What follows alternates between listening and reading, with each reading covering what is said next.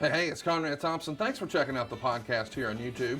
Be sure to hit the subscribe button and the notifications bell. You'll get a notice anytime we upload some new content. And when I'm not asking Bruce, hey, how big was Batista's? Well, you know. One of the things I like to do is help people save money. And if you're watching this video right now and you're in a 30-year loan, man, you're overpaying your single biggest bill and you may not even realize it. I want you to do a little experiment for me. Take your calculator out, multiply your monthly house payment by 360 payments. That's how many payments there are in a 30-year loan. That big scary number, that's your total of payments. You're looking at that number? You know you can do better. Keep more of your own money right now and go to savewithconrad.com. Or maybe you've got credit card debt. Man, it's not a matter of if I can save you money with that. Your average interest rate on a credit card is more than 20%. And by the way, all the interest you pay on those credit cards, it's not tax deductible. Whereas the mortgage interest, well, that is tax deductible. So if you owe this debt, it's up to you how to pay it back. Doesn't it make sense to get the cheapest rate possible and the greatest tax deduction possible?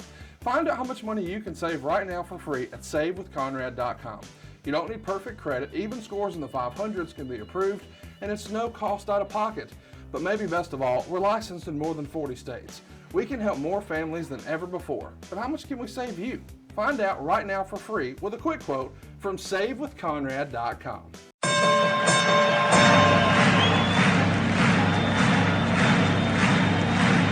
Ladies and gentlemen, welcome to the main event. Welcome to WHW Monday. Tony Schiavone and Conrad Thompson. Jim Crockett First Arcade, 605 NWA. TV title, Cajun Omni, the Bunkhouse Stampede. Flair and Horseman, Garvin, Bogey, Magnum, Dusty, Express Tag Team. Turner, Barton, Mid-South Joint World Championship Wrestling. Talking about the great years of World Championship Wrestling, the NWA, and Jim Crockett Promotions. Tony and Friends North, they win. Look, Schiavone's back again. World title split off, center stage, Bischoff. Disney, Hogan, and Nitro. New World Order and the Crow. Thunder, Russo, Arquette, Champ, Vinnie, Mac, simulcast. Tony's back with Conrad, not your classic podcast. Watch along, try not to laugh. Lowest rules can't pass. This wasn't the initial plan. Tom Zigg's a good-looking man. Klondike Bill, make a tip. Tommy, you come over here. What happened when? WHW Monday.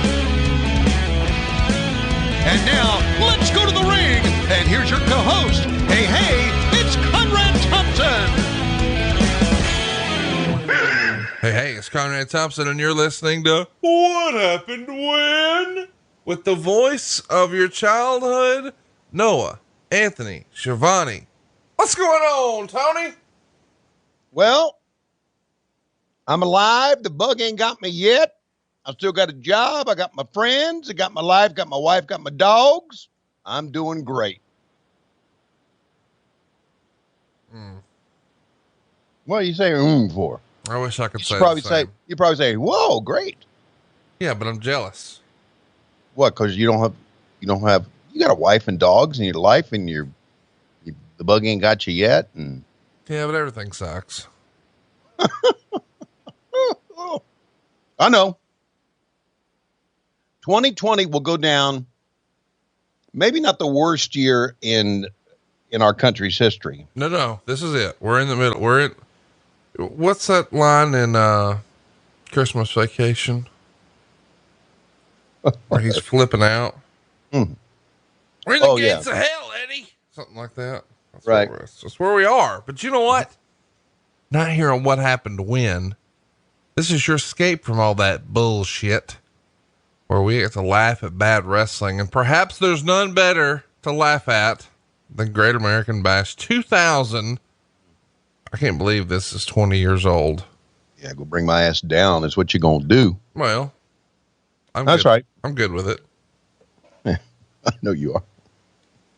Yeah. This is really, so much bad shit is happening in WCW in 2000. It's hard to keep up with it all. Mm-hmm. But this is going to be the moment that Bill Goldberg turns heel, which feels like it's near the top in the book of bad ideas. Yeah.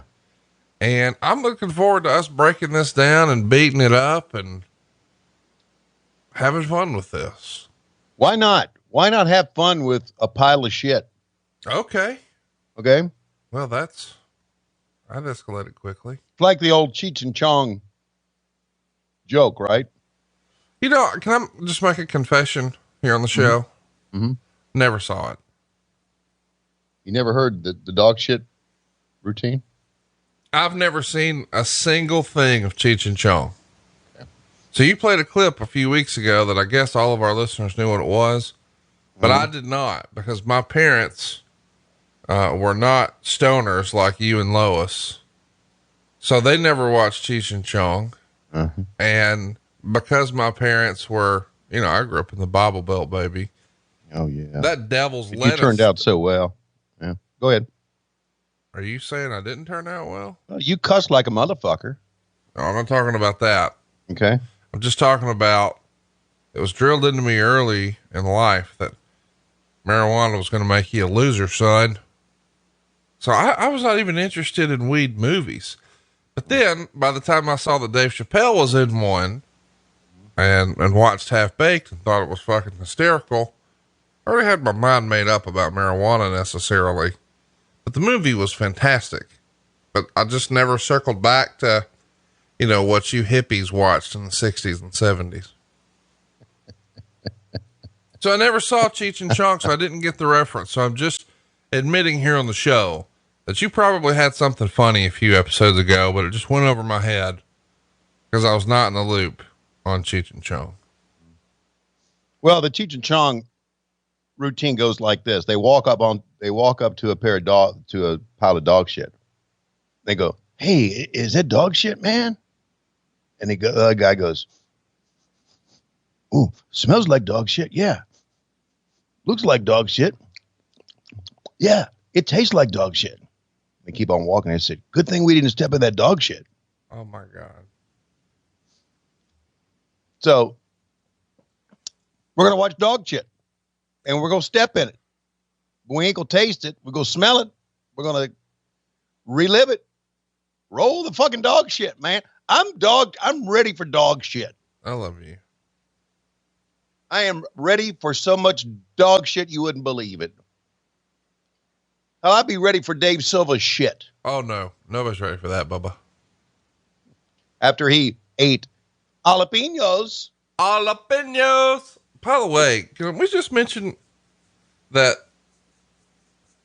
I don't understand how Dave Silva's so fat. I don't mean that ugly.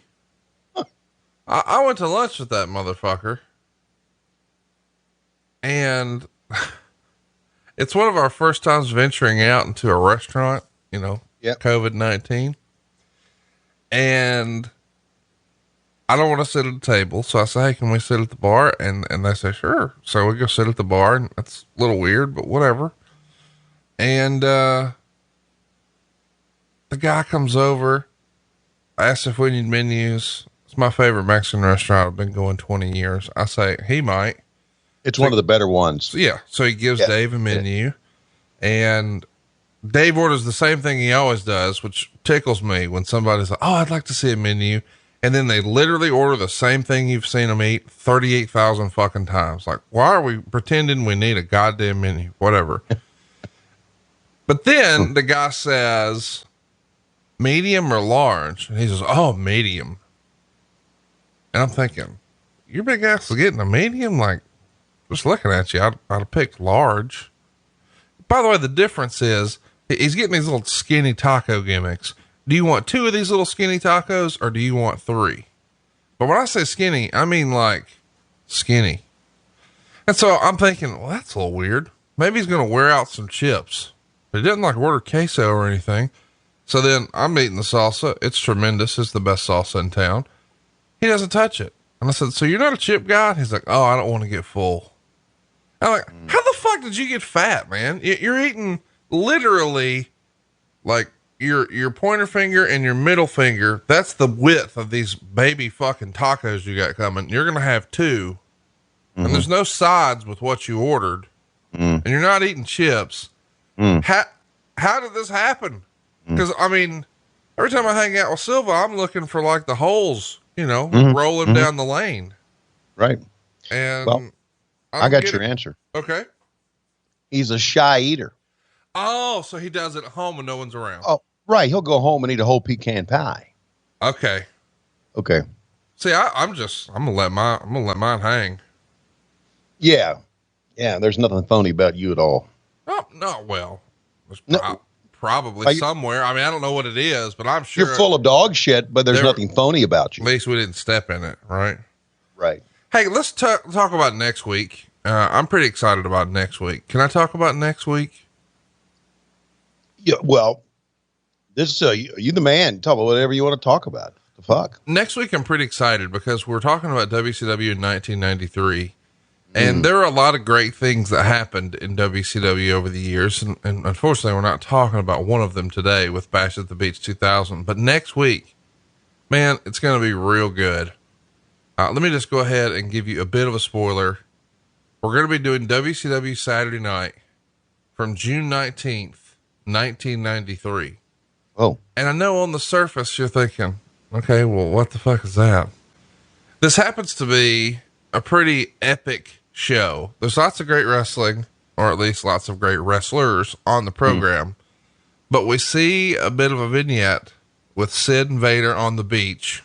You probably know what happened there, but we'll talk about it next week. But we also get, one of the vignettes of Cactus lost in Cleveland. Really, really great stuff. So I just want to give everybody who's sort of going to be down and depressed about how bad WCW was here in 2000 for today's program. Look forward to next week. It's going to be awesome. And by the way, you can get all these shows early and ad free over at adfreeshows.com. And Tony, before we get to today's show, we're not going to talk about something from 20 years ago as a bonus show. We talked about something that happened like 20 weeks ago. Less than that. WrestleMania 36, the first foray into cinematic wrestling with the Boneyard match with The Undertaker and AJ Styles. And of course, the next night was the Firefly Funhouse match. And you saw both of them in their entirety for the very first time. Right. And we cover it over at adfreeshows.com. It was, quite the experience for you and I, was it not? It's worth it. Put it that way. We shit on a lot of stuff. Yeah. As you know, and we're getting ready to. Yeah. It was hard to shit on really that, because I just thought both in their own ways were well done. They're both very different, but I, 2 thumbs up. Well, we really, really liked one and the other one was okay. Yeah. But either way, go check it out over at adfreeshows.com. But without further ado, we should talk about the Great American Bash 2000. I don't know why I'm excited about this show, but I am. But we got tons of requests for this, believe it or not. I think maybe there's just such monumental stuff on here, like with Goldberg going, to turn heel. And maybe it's just people know that we have fun with the bad stuff. And well, this is pretty bad. Pretty bad is pretty good for me. We should also plug, if you want to hear Tony Schiavone call something good, that usually happens on Wednesday nights on TNT. There are rare exceptions. But most of the time it's been, pretty fun to see you and your girl, Britt Baker, and, Reba. I'd like to say this, that what we did a week ago was pretty funny. Dude, that whole message delivery system thing. I mean, I think it's been a real bright spot in the programming, and good job. Well, I don't know who, I can just tell you this about that message delivery system. Tremendous. That was thought up on the fly. That was not a part of the meeting. That was something that Britt kind of had a thought about. I don't know who first thought about it, but I need to give a pat on the back to Chris DeCenza, who's a longtime backstage guy he was at TNA, and he's with us now. And he and his crew, and I'm sure I'm going to miss some guys, had an idea to come up with that system and built it on the fly and did a great job. It was They did. tremendous. Either way, So. it was a good time, and I'm looking forward to what happens tonight on Dynamite. And I also know that we're going to be getting some more On the Road Again episodes. If you maybe have missed some of those, it's where we take the voices of your childhood, Tony Schiavone and Jim Ross, and we stick them in a car and we hook up some Zoom cameras and we just document their trip to and fro between Atlanta and Jacksonville and Atlanta, and hilarity ensues. And we hope you've been digging what we're putting out for you over at adfreeshows.com. And I'm sure there's more episodes to come, but I wanted to bring up that skit because I do have a bit of a confession. Okay. I think Reba might be my new favorite lady in wrestling. She's Yeah. She's done a great job. I didn't expect it. Didn't see it coming. It's just the way life is. Yeah. The phone thing, dropping the phone and everything was hilarious. And not only that, she is a genuinely sweet lady. Tremendous. We Yes. actually had her as like one of the hosts of, the first Starrcast after party. And she did a great job, and I got tremendous feedback, and I didn't see a ton of her stuff in TNA or on the independents, but man, she has stolen a lot of scenes in AEW and done a very, very good job. And I know behind the scenes is a big player as well. And Yep. I'm looking forward to, believe it or not, it'll be here before you know it next week. Fighter Fest. Of course, last year it was a Bleacher Report Live special thing that piggybacked a convention, and well, the world's changed a little bit. So this time it'll be a 2-week commitment that'll air on July 1st and July 8th, but I'm looking forward to it, man. It feels like there's not a lot to look forward to lately in wrestling, but for whatever reason, I'm into Fighter Fest. So I'm looking forward to it. Unlike what we're about to roll on, it ain't gonna be dog shit. No, It's gonna be good shit. it will not be dog shit.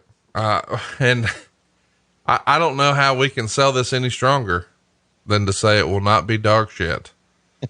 It's about right, isn't I it? just love that. That's what we're going with. Hey guys, it won't be dog shit. Check it out, July 1st. But this is dog shit. It's WCW Great American Bash 2000. It went down on June 11th, 2000. And I'm ready to do it to it, baby. Yeah. What do you reckon that your bridezilla, she's awake, she's around, she's conscious, she's sober enough to count to 3? You had to ask that, didn't you? What? Well, yes, she's ready. You ready, honey? She's ready. Here we go. You're a dumbass, 3, 2, 1, play. Nothing like the exploding vagina logo. Hey, speaking of exploding vaginas, you get anything good for Father's Day? I got a brunch.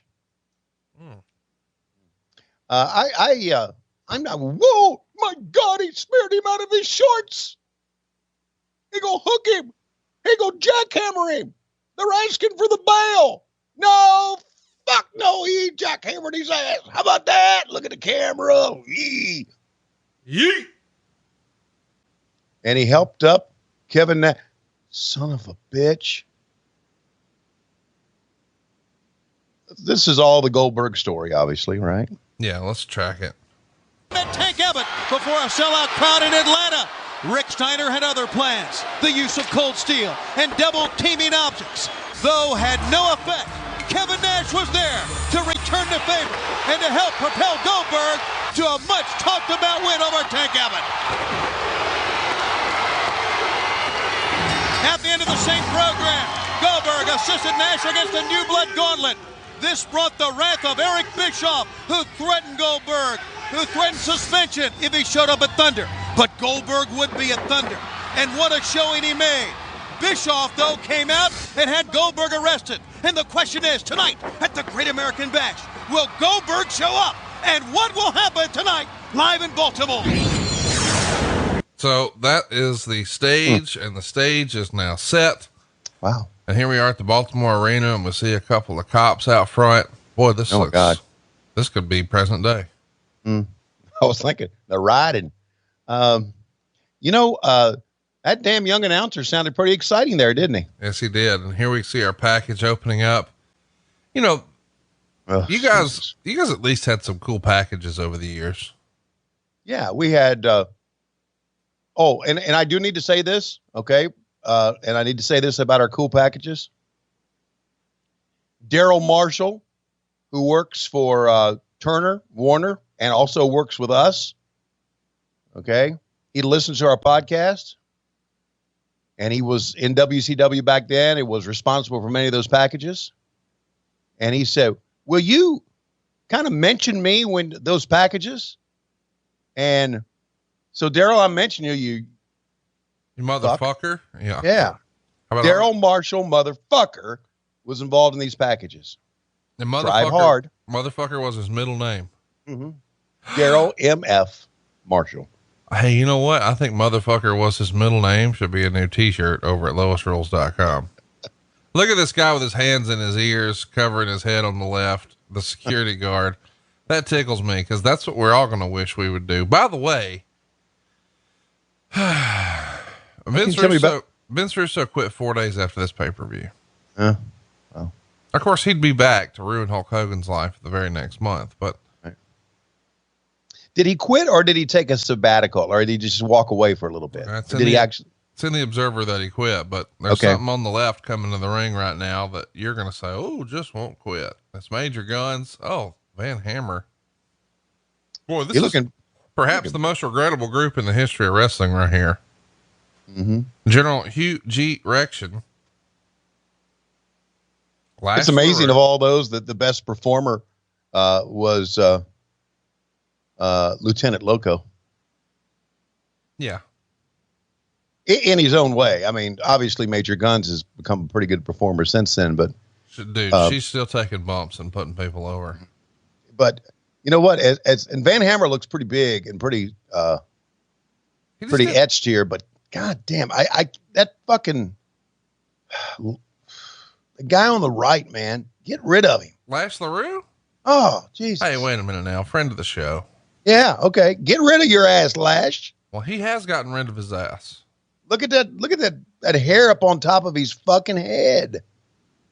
He's the inventor of the top knot. Mm. What do you think? What do you think Chavo's saying here? I got a belt and I got some pants and in my pocket, I got dog shit. No, wait a minute. I got a grenade. I'm going to know what the fuck. A grenade. Oh my God. They just pulled the pin on a grenade. This is real. Jesus. Well, bro, you got to give them something different when you're putting together a show. Bro, what if he had a grenade? Hand it to Penzer. We can only hope it would blow up in Penzer's pocket. Well, let's just hope that he's at least going to have a good opponent here. And it's going to be a good match. Speaking of Cheech and Chong, some dope smoking going on with those colors. I'm colorblind. What colors are they, Tony? Pink and blue and a big explosion. Dun, dun, dun, dun, dun, dun, dun, dun. This is how Lois walked down the aisle. Big explosion, smoke. Wearing a Kobe Bryant jersey. Disco Inferno. Yeah. So here we see the Filthy Animals with Disco Inferno out front. By the way, is Conan the coolest motherfucker ever? Always. He was ahead of his time, man. Always cool. I still think he's cool. And of course, as you know, and I do talk about the women of WCW. I talk about the Nitro girls, but truly one of my favorites, two of my favorites. I talk about Spice and I talk about Tigress. Two of my favorites of all time, as far as not only beauties, but not only that, but as far as being just really good people. How about the hairstyle? I've never noticed that Major Guns had the bangs in the front. Where are you at on bangs? I'm for them. Yeah. Like Freely Toothpicks. Yeah. I don't know that I would have ever noticed her bangs. I mean, I just did for the first time in 2020. Well, it's nothing like seeing Disco Inferno get his ass beat. By the way, if you're going to look for comfort in wrestling, Disco Inferno's got it figured out here with some basketball shorts and a Kobe Bryant jersey and some basketball shoes. Yeah. John Cena, eat your heart out. Yeah. Can I say something here about Disco Inferno? I wish you would. Okay. He can kiss my fat ass. Oh. Okay. I feel better. Because he shits on AEW on Twitter or because he's your friend? Well, he just shits on the wrestling product. He not only shits on us, he shits on them. It's like, I'm this guy that knows all there is about wrestling. He's just trying to get a reaction. Why are you giving him? Well, you got one from me. Oh, okay. Get in the business if you're so good about it. You know what the fuck you're doing. Okay. Get off of that show in Vegas. No, I wouldn't do that. No, I was just going to say I'd stay doing that. Yeah. He's living the dream. And see what, not only that, I'll say all this shit about him. Right. And the next time I see him, he'll say, "What are you mad at me? Why are you shitting on me?" I'm thinking, man, you just can't take a freaking rib. No, he's never sold anything like that to me. Yeah. Wait till he sees me. Well, you've never shit on him like I have. Oh, that's probably true too. Yeah. So, by the way, anyway, the match we're watching is 4 minutes and 57 seconds. And during this match, Disco Inferno is being referred to as the Hip Hop Inferno. Got it. Yeah. It gets 1 star. What, but the post match, I don't know if you remember what happens in the post match. It's your speed. Okay. I have a feeling I know what's going to come down there. This is, Baltimore? It is. And there's 7,031 fans attending. 4,677 fans were paid. So it's a WCW pay-per-view with all the stars in the world and less than 5,000 paid to see the show. It's $154,445 as the gate. Meltzer would say that number, as if you need any more numerical proof by this point, is almost staggering when you think about the nature of the advertised stipulations and how badly the consumer's confidence in WCW living up to any stipulations is. Because there's a lot of big time talent on this show. And a lot of high stakes, as Bischoff would like to say. But at this point, they've burned the town so much that no one gives a shit. Yeah. I mean, we have an ambulance match. We have a boot camp match. We have a tables match. We have a handicap match. We have a human torch match. We have a world title match. I mean, Hogan's here, Flair's here, Sting is here, Nash is here, Steiner's here, DDP's here. There's a lot of talent on this show, and they're drawing less than an ECW pay-per-view crowd in Baltimore, a wrestling town, a town that this promotion used to own and hold in its back pocket. What My goodness, the fuck? let's track it. Bringing her in for a landing. On the inside, looked like a Russian leg sweep that time at the Disco Inferno. Yes, we did find out in the interim that this elderly gentleman is the grandfather of Captain Rection. The grandfather of Captain Rection. And take a look. It looks like he's just had a heart attack and they've scared him to death. Well, this match was gimmicked up. I mean, this night was gimmicked up. Pops is here, and I think he's going to need a little help. Well, how about Juventud just blatantly ripping off The Rock because he's the juice? I guess that was like a juicy elbow. Here comes Disco ripping off Stone Cold. Of course, the ref is not paying attention as Gadsden's on scoots in. Oh my God, just right in front of the ref. Will you fucking give me a break? And the ref said, "I see you." He pointed at him. "I see you. I'm going to count." This is just nonsense. And normally when you have a pylon like that, I mean, the fans are into it. They don't give a shit, do they? No one cares. No one cares. Man, I don't know why Conan just jumps off the screen. Well, because of all the guys in there. He's the. Hey, there's a dead guy on the outside of the ring. Remember when Pops died? Oh, let's track it. Oh, wait, and now Juventud stomps Pops, who is still prone. Now what's going to happen here? I guess Major Guns has to get Pops knocked him out. Well, she does have the incredible lung capacity. She is going to try to get the Misfits over here to try to get their attention. Save the man first, girl. Come on. Then call the troops. He does not look good. Come on, honey, pick an end. Either way will revive him. Can you believe Mark Madden just said that on TV? Yeah. Come on, honey, Yes. just pick an end. Either way, we'll revive him. Pops. His teeth are missing in action. You're not kidding. I'm not so sure that she wants to. Speaking of action, I bet the filthy animal stole his false teeth. You think so? they got him hanging from the rear view in that low rider. A man is dying and she's stripping. Get your mouth down there, honey. On second thought, things are working out okay. Yes, they look pretty good from our vantage point here. I would agree with that. And This is not a textbook CPR application. no, it should have been minutes ago. Looks like a pretty good one now, though. It's a tight seal.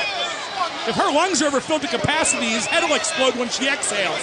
There wouldn't be room for the people in the building. It usually works. Wait a minute, there's one, What's there's going on? two. He's going to lose the title. Come on, Pop. No, he's coming back. Yeah, he's alive. Maybe No, not. he's out. No, he went out again. He was up for just a second, went down. He's up. Amazing recuperative powers of Pop. What the fuck are we watching? This is That's wrestling. one of the silliest fucking things I've ever seen. And you loved it. No. You know what? It was it in itself. It was entertaining, but for a wrestling show, no. Yeah. If it was a part of a Will Ferrell movie. Yeah, right. Exactly. We go track this bullshit. Here we go. All the X's are covered. Are you sure? Are you absolutely sure? Look, Mr. Bishop, we walked the perimeter. I can assure you, we have nothing, I repeat, nothing to worry about. We have everything under control. Man, I hope so, because nobody is gonna ruin my surprise for Kevin Nash tonight. Nobody. All right, moments from now. All right. What do you think Mean Gene's saying here? Well, all right. We're going to go down to Sabatino's and we're going to eat the Clams Casino and we're going to eat a little linguine. What do you mean you're going to eat Clams Casino? You got to wrestle, you dumbass. Hey, give me that microphone, you bald fucker. My name is Johnny the Bull. And my name is, what's my name again? I even forgot his name, actually. I love you. Just make one up. It's better. Okay. My name is Linguini Fredo. And here's what I got going. We're going to cook a little linguine. We're going to cook a little ravioli. We're going to cook that red tie of yours and we're going to throw it in there. Where's it been? Where's my tie been? Hey, where's your hand been? Where's my hand been? Where's your hand been, Johnny the Bull? Come on, let's go. He doesn't need to talk to us like that. We're going to go cook. Yeah, go cook some dope while you're out of your bullshit, motherfuckers. By the way. And get an inflatable raft, too. Take Hogan to the pool with you this summer. Order the Great American Bash and get a Hulkster inflatable raft. Simply mail your cable or satellite bill, including the purchase of the Great American Bash to P.O. Box 540176 in Opelika, Florida. Can you believe you were selling hey, get a pay-per-view, get a raft. Well, it's summertime, Conrad. Oh, I remember as a kid, my dad would say, son, if you want to, stay up late this evening and watch the pay-per-view with me and your mama. Mike Tyson's fighting. Oh, Dad, you know he's going to knock that some bitch out in the first round. Yeah, but your mama wants that raft. And who could forget back in the old Starrcade days? I'll never forget in Starrcade 83, if you got that one on pay-per-view or went and saw it in closed circuit, you got a ham, right? You order Starrcade, get a ham. Get a ham. Absolutely. What the so silly, man. Yeah, I know. I mean, really think about the profit structure here.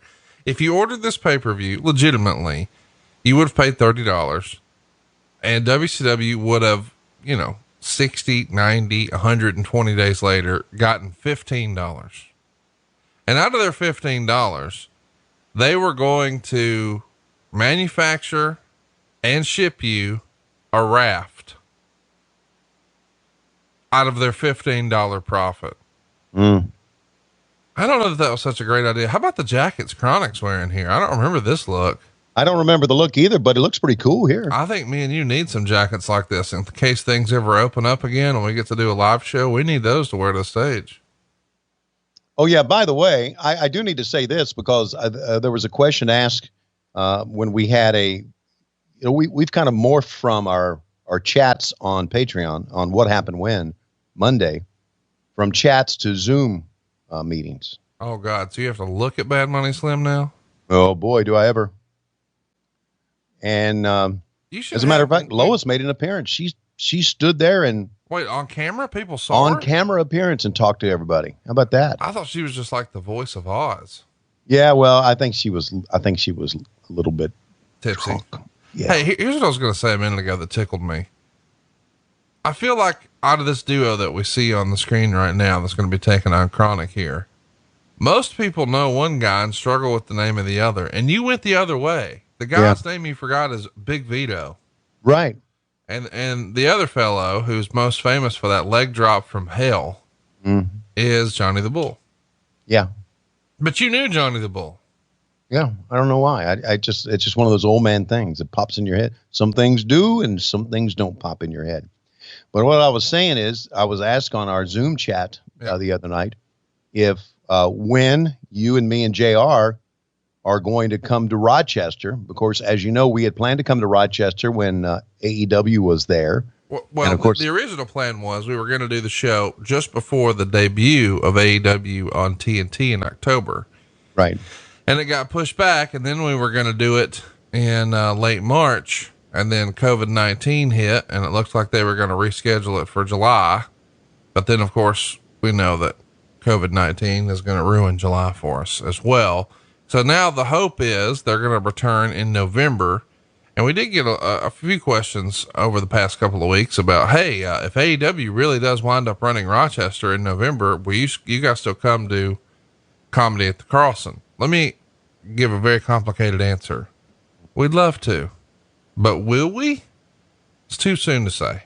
I mean, I know that sounds silly, but my goodness, if you would have asked me a month ago, I would have said, well, for sure we'll be there. It's November. But now we see the rise of coronavirus cases, and I'm like, man, I don't know what November is going to look like. So it's a very, very complicated thing. We love Comedy at the Carlson. I love Rochester, New York. I've been there many times, had a great time every time. I'm itching to go get out of the goddamn house and go do fun wrestling stuff across the United States. So yes, I would love to, but at the same time, here's what we don't want to do. We don't want to go and things, be a risk or be not safe or be not fun. I mean, this is supposed to be your fun escape, and we don't want you to, because here's the other thing, Tony, there are some comedy clubs that are open. I've actually been to a comedy show here in Huntsville, Alabama. Stand Up Live is doing a great job with it. And of course their sister club Zany's up in Nashville, where D.L. Hughley passed out. We'll come back to that right this past weekend. They're doing a great job with social distancing and doing things the right way. But the result is, people have to be way spread out. And if it still looks like that in November, I may say that's too risky. Let's just do it when things are back to normal. Well, look, I have a feeling that if it's too risky, you won't see AEW there either. So we'll just put it this way. When AEW comes back to Rochester, there's a good chance we're going to be there too. Yeah. I mean, without question. Anyway, did you see D.L. Hughley collapse on stage this past weekend at Zany's? I heard about it. I saw something on social media about it. So some audience members thought it was a joke. Like you can very audibly hear one lady go, yeah, right. When he starts to faint and somebody jumps on stage and catches him, it might've been his manager, and eases him down to the floor. And then with some help from some other folks, they literally drag him off the stage in the backstage area, and he's stretchered out and taken to the hospital. And his immediate statement from his manager was, he was just exhausted from the extensive travel schedule. Right. And as Dave Silva ate his second skinny taco, I looked at him and said, how extensive could it have been? Shit just opened back up. What's he been doing? But then it turns out he released a statement later that night that he was exhausted, but he was dehydrated, which I'm like, okay, well, that makes sense. And then he dropped the bombshell, and I tested positive for COVID-19. I was asymptomatic and I don't have a fever. I've never had a fever, and I don't have a cough. I don't have a loss of taste or smell. So all the symptoms you'd heard of, but it turns out occasionally your ass will just fucking faint on stage if you got the COVID-19. So did he test before he went out there? No, I think it was just, well, I mean, I don't know that piece. I'm saying he found out once they did a battery of tests at the Nashville hospital. But here's the thing that sucks about being a traveling comedian or performer of any kind. Now he's got a quarantine in a Nashville hotel for 14 days. So he doesn't have the luxury of being able to do it at home. He's got to do it from a fucking hotel in Nashville. Yeah. Well, certainly hope he gets better. Here's a positive note in all this. Even though the number of cases have been on the rise, the number of deaths have not. You do know that story, don't you? I do. And I also know, and that's good. I mean, that's bad and good, so to speak. I wish that I could say the same thing about this match. Yeah. It is not bad nor good. We got Chronic here, who had one of the best catchphrases in wrestling history that just didn't catch on: breaking necks and cashing checks. And they're going to pick up a win over the Mamalukes here in 9 minutes and 20 seconds. It gets 1 star. Vito's going to wrestle the majority of the match wearing the hardcore belt. Wearing the belt. Which I think is a fun little touch. I don't think we've seen enough of that. Yeah. I'm not against it. I like that you're not for it. but I'm not against it.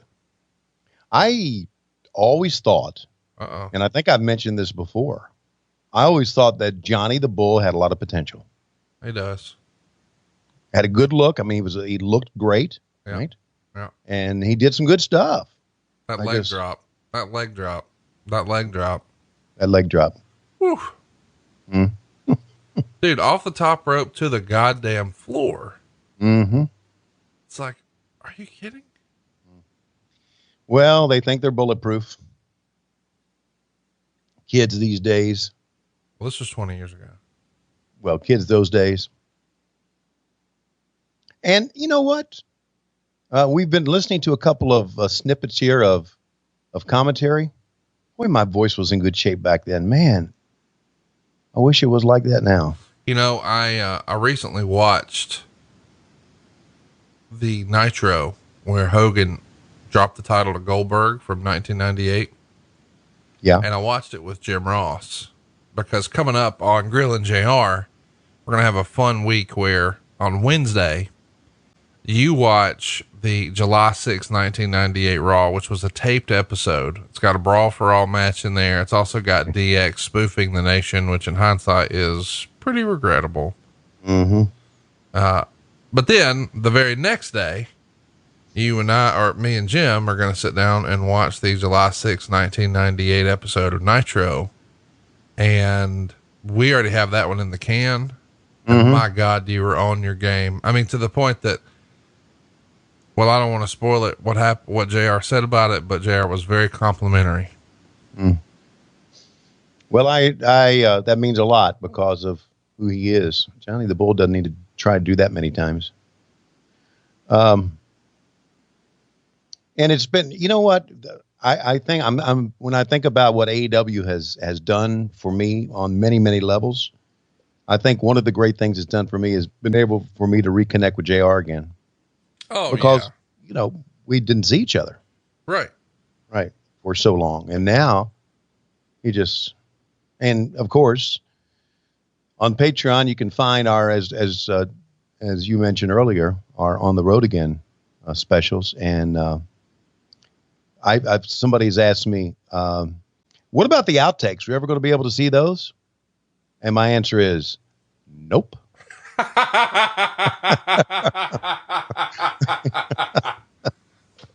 Let's just say that of all the people in wrestling who don't give a shit, number one is James Ross. Exactly. And there it is. Chronic gets the win. Let's track it. Chronic are the #1 contenders, and he doesn't even carry a purse, I don't think. Now I got a question, Tony.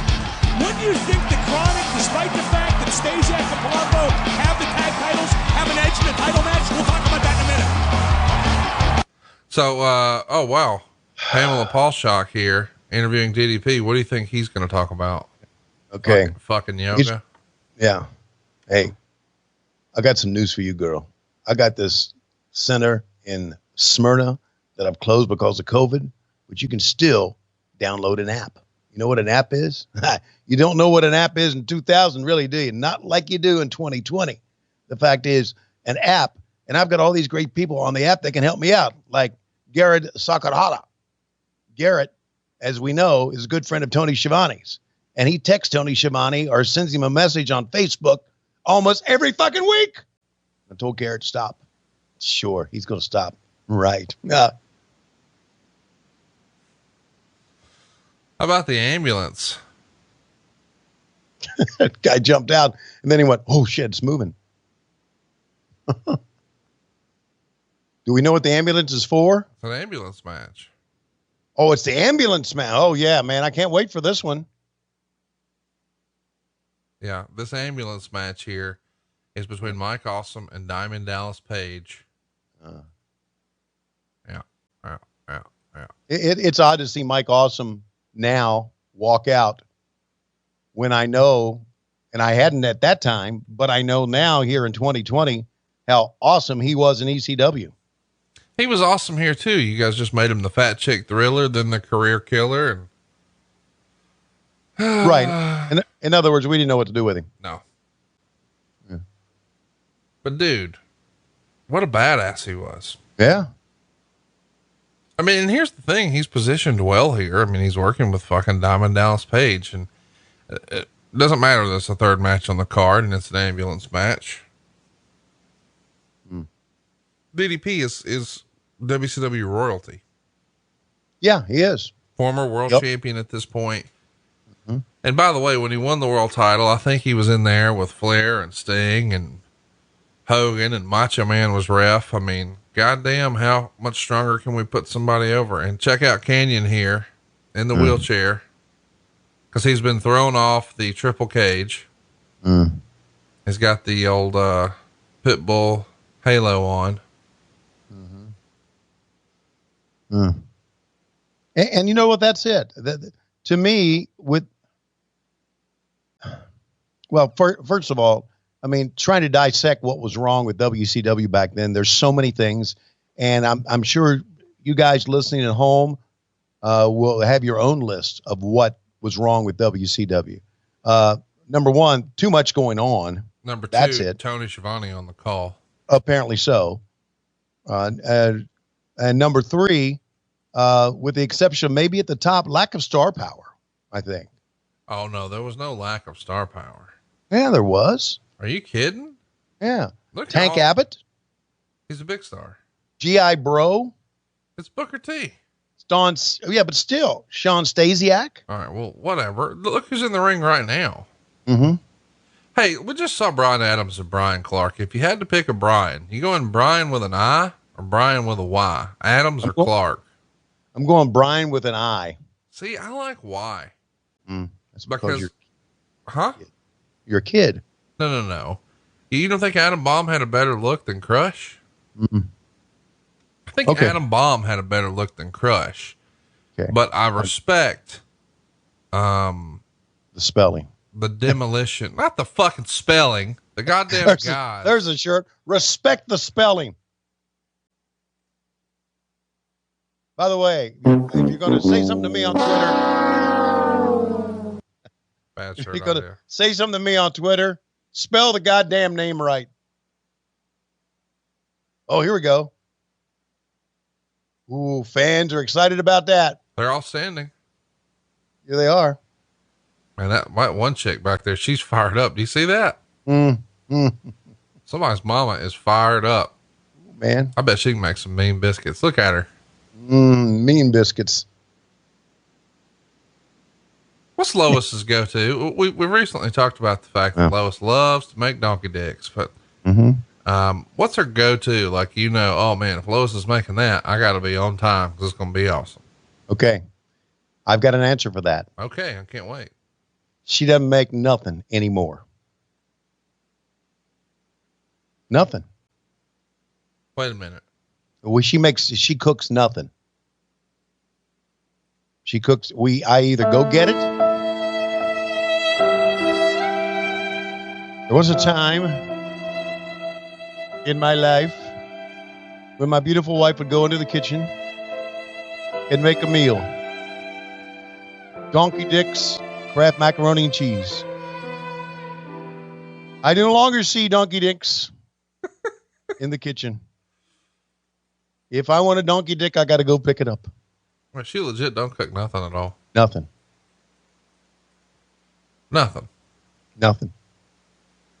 So like if there's food, do you have to cook it or y'all order? We order. Or, you know what I eat a lot of? What? Cereal. Oh, of course. Well, and we know what you're eating too. You're eating Magic Spoon. Magic Spoon. I've eaten about 4 boxes of that. Shit's a game changer, is it not? It's something else, man. How about the underpinning of the ring here? I've always been fascinated with the construction of the ring with that wood railing running across the bottom. It's a different construction than we would see from some other rings. WCW did things a little differently. Yeah, this is after Klondike Bill. Klondike was very sick at this time, would end up passing away later in the year. And he still would try to come to work. You and I watched something a few weeks ago, and you revealed to, it was when we were in Jacksonville together. What was it? Where did we see Klondike Bill's truck? Oh, the famous 4 Horsemen attacking Dusty Rhodes. Oh yeah. In the parking lot of Jim Crockett Promotions. We never knew, or I didn't, the truck that they tied Dusty Rhodes to was Klondike Bill's truck. Klondike Bill's truck. That was the truck that he drove around with the ring equipment in. And, that was it. That was the Klondike Bill truck. How fun is that, we got to watch old wrestling together, and the thing we enjoyed was the old Horseman attack on Dusty Rhodes from back in the day. And at the end of that, when I'm explaining to some of our friends, hey, and a lot of quote unquote smart fans thought that Dusty was yelling instructions as the director of the program or the booker when he yelled, "Make it good." But it was really like an old Western line. Right. And then as you're laughing about that, he said, "Oh, damn, I just realized that's Klondike Bill's truck." That's something. It's tremendous. Yeah. I don't think that nugget's out there anywhere. No. How about those goof fake EMTs had no idea how to get the stretcher to normal height. So they were just wheeling it back a foot off the ground. I do need to say too, that I really enjoyed hanging out with you guys, and I'd like to do more of it. I really walked away from that thinking, you know what? Hanging out with you guys and watching old wrestling stuff is pretty fucking cool. It is fun. Yeah. And, obviously thanks to the network and YouTube and all the different places you can see old wrestling matches, none of that stuff ever goes away. Even though sometimes I wish some of this shit would go away, but I just think that we ought to take it a step further. And that when we finish watching wrestling, oh man, look at that frog splash. When we finish watching wrestling, we should all collectively just beat up Corey Ryan Forster. Skew! For general purposes. What do you think of his dumbass trying to cut wrestling promos on Twitter with a bootleg European title over his shoulder, calling himself the Buttercream Dream? He's lost his mind. Don't you wish you had that kind of free time? He lost his mind. I wish I had that kind of free time. Yeah. Skew! Oh man. Awesome. Never looks uncomfortable up top, but just for a minute, he was a little wobbly kneed. Yeah, he was. I got to tell you, as much as I love Mike Awesome, I just ain't really into watching him wrestle DDP, but they do get a decent amount of time, 9 minutes and 41 seconds. It gets 2.25 stars, but you're going to see a couple things in here that I think you're going to be, there we go. Mm-hmm. Here comes Kimberly, and she's got the pipe. I think she's going to get out here and try to lay the pipe. Of course, she is Diamond Dallas Page's wife, and she nails him with the pipe. You ever have Lois lay the pipe to you? Oh, here comes the best thing in the history of wrestling. Yeah, Miss Hancock. You know, when she comes through the Lord, when she comes through the curtain, you know what the first thing I think of is David Flair can kiss our ass. I hate him. Yep. Hey, who's this Opie fuck referee? I have no idea. I mean, I seriously waiting on him to get a close up and say, Aunt B or Pa. No, I'm just kidding. You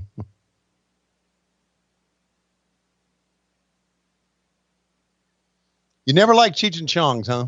I've never seen one. Okay. I mean, I know who the guys are. I mean, I can pick them out, but like, if you were to try to get me to mention any of their bits, and bam, diamond cutter off the top rope, that got a little pop from the crowd, did it not? Yeah. Yeah. Well, you know, these two guys can perform. They can.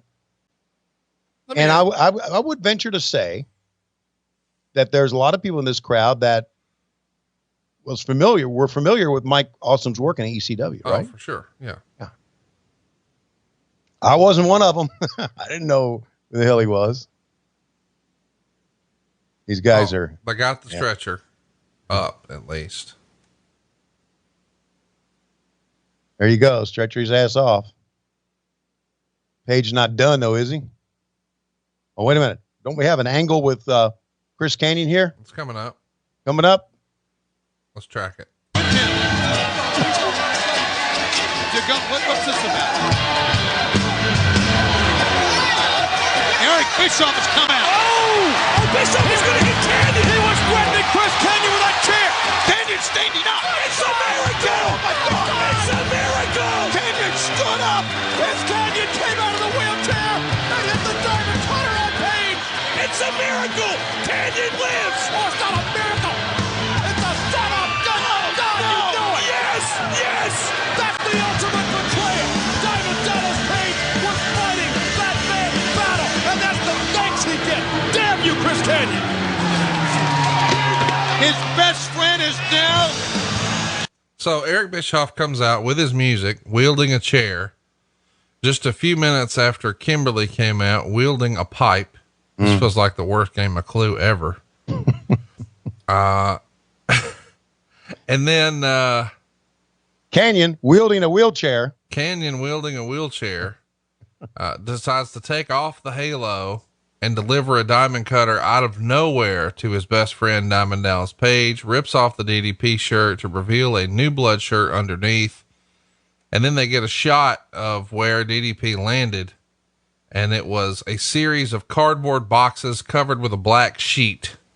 And it was very obvious that this was not part of the staging. It was just cardboard boxes covered with a black sheet. And by the way, what a good look it is to get a look at the announce team here.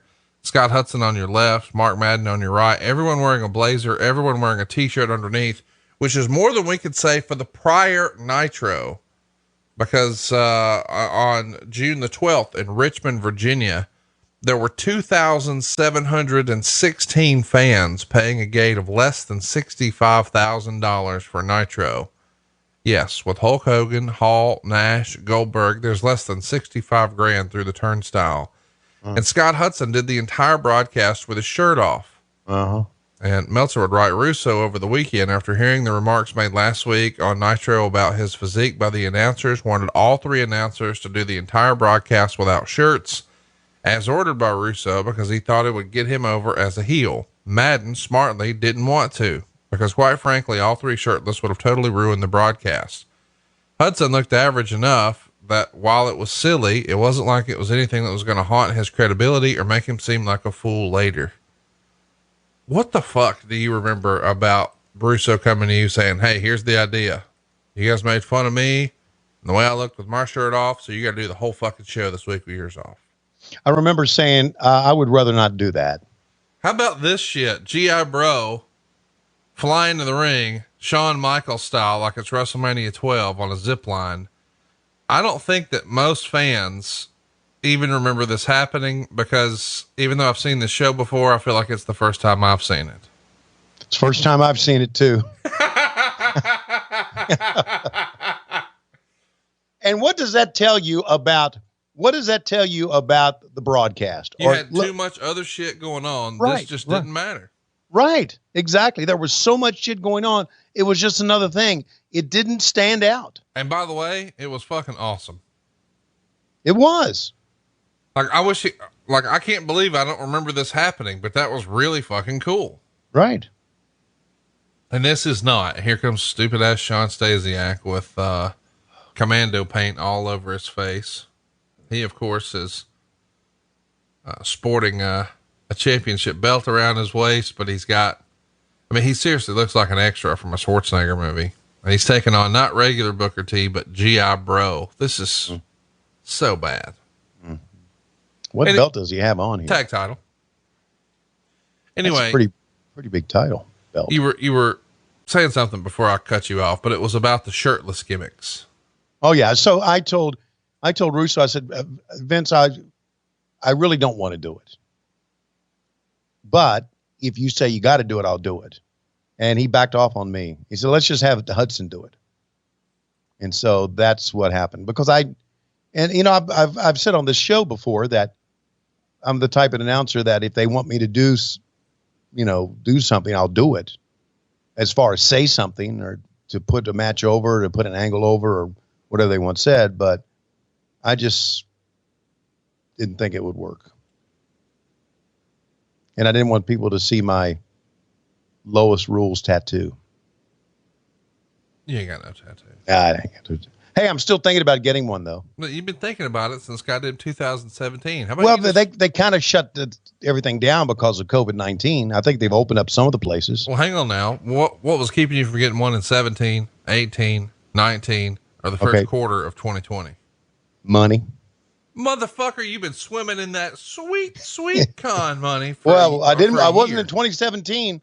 I was swimming in that sweet Conrad Thompson money. Yeah. And that meant your wife or your daughter was swimming in a sweet wedding. Yep.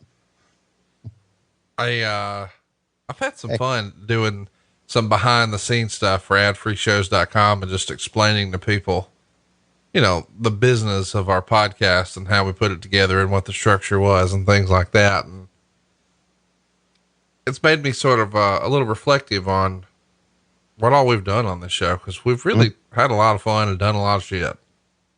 We've done a lot of shit. And as a result, obviously the big result is me coming back to wrestling, but also thank you. And thank you, Conrad. Also we have, revitalized the name of Klondike Bill. Yep. We have obviously, I think in many ways, we obviously, and she even admitted to me when I met her at WrestleCon years ago, we helped the career of Francine come back a little bit, because people started talking about her a little bit more. That makes me happy. I'm glad, because, Francine's sensitive, man. I did an ECW One Night Stand recap with Bruce Pritchard a few weeks ago. Mm-hmm. It was the 15-year anniversary. It was a great show, blah, blah, blah. Well, Meltzer had a whole write-up, so I used that as research. And Francine, I don't think, caught the part where I said it was Meltzer, so she thought what I was saying was my own words. Mm-hmm. And I got like a paragraph in my DMs, maybe multiple paragraphs in my DMs, about how wrong I was. And I just said, hey there, I just read it straight from the Observer. Mm-hmm. Well, I do know that there were some unkind things said about her back in the day. Oh, exactly. I'm not going to point out Meltzer or Wade Keller or anybody, but just, no, it was and Meltzer. she was sensitive about that. He would say she was anorexic with giant boobs or whatever. Right. Just very critical of her physical appearance. And, that's hurtful to anybody, but especially a young woman. Right. Sure it is. And it's wrong. And I've always talked about Francine very lovingly. And once I met her, I even love her even more. Sure. I really do. And she's been so nice to me. And she said to me, thank you very much for your podcast, for help making me relevant again. And I was very proud of that because I really like her. And not only that, as you know, when we see an ECW show, I just always fawn over her because as a shoot, it's just something about her that just like, yeah, baby. I don't know what it is. I don't think you can say that anymore. I think we got to tone it back a little bit. No, yeah, I agree with that. But still, I mean, I'm just looking at her. I'm looking at her on a fan perspective. What's fun is we've had so much fun just being just straight up assholes on this show. Mm-hmm. As society evolves, by the time the show finishes, we're just going to be like, everything was great all the time. And we're so happy and appreciative. No, I'm just kidding. We're going to shit on everything for everybody. Yeah, because that's what we do. And this is comedy. Yeah. I appreciate it. Oh, by the way, that you remind everybody that we're just trying to make each other laugh on this dumb shit show. Right. And if you take it too seriously, then what you first need to do is look at yourself. What is wrong with me? Why can't I have fun?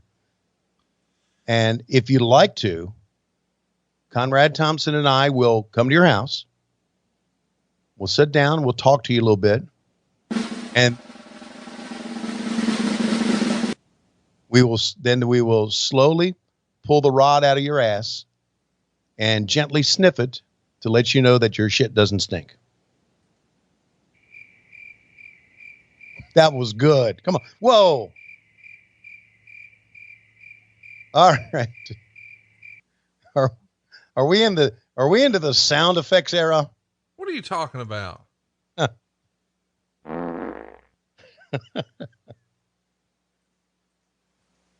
got to tell you, I've had so much fun just digging through the Observer as we're watching the show.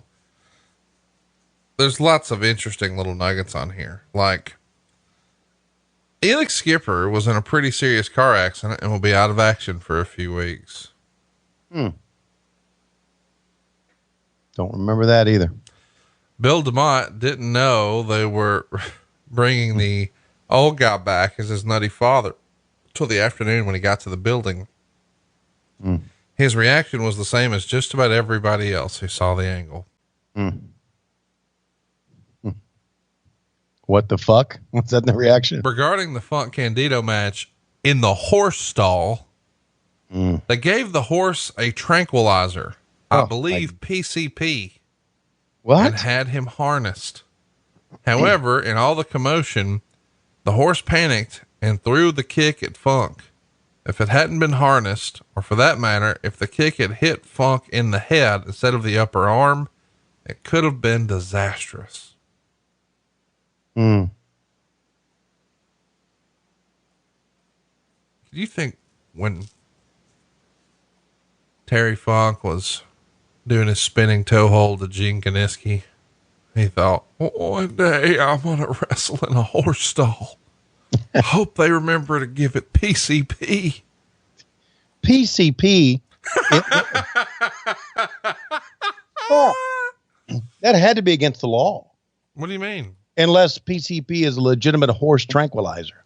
Oh, you don't know much about PCP. Didn't you go to college? Yeah. From what I remember. It is a horse tranquilizer. Okay. I thought you liked to get butt naked. I thought you liked to get wet. Jesus. Is that what PCP does to you? Get you wet and butt naked? Angel dust. Oh, Jesus. Actually, the only reason I know any of that is I just watched Training Day. What a great movie that is. I recently looked up PCP.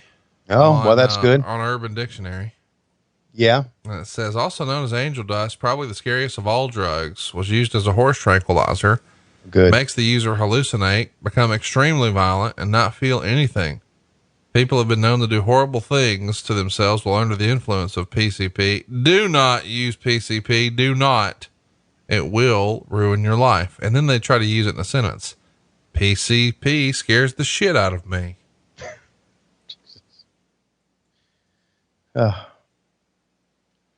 Well, you don't hear that much of it these days.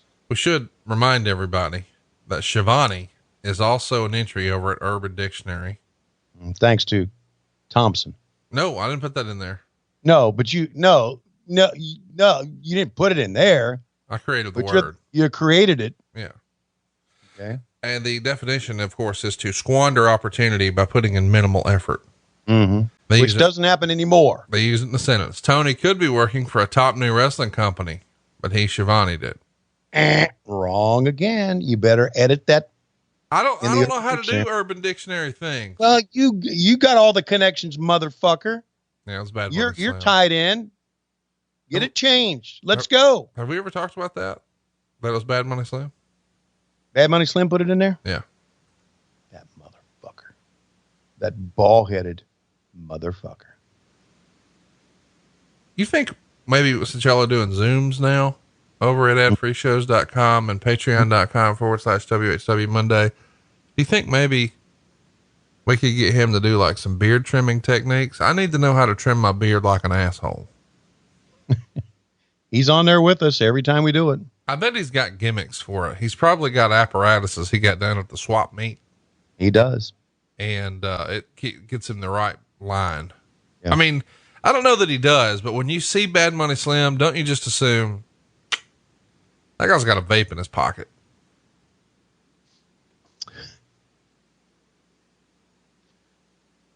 I'm just saying, pencil beard. Yeah. Grill. Yeah. Vape.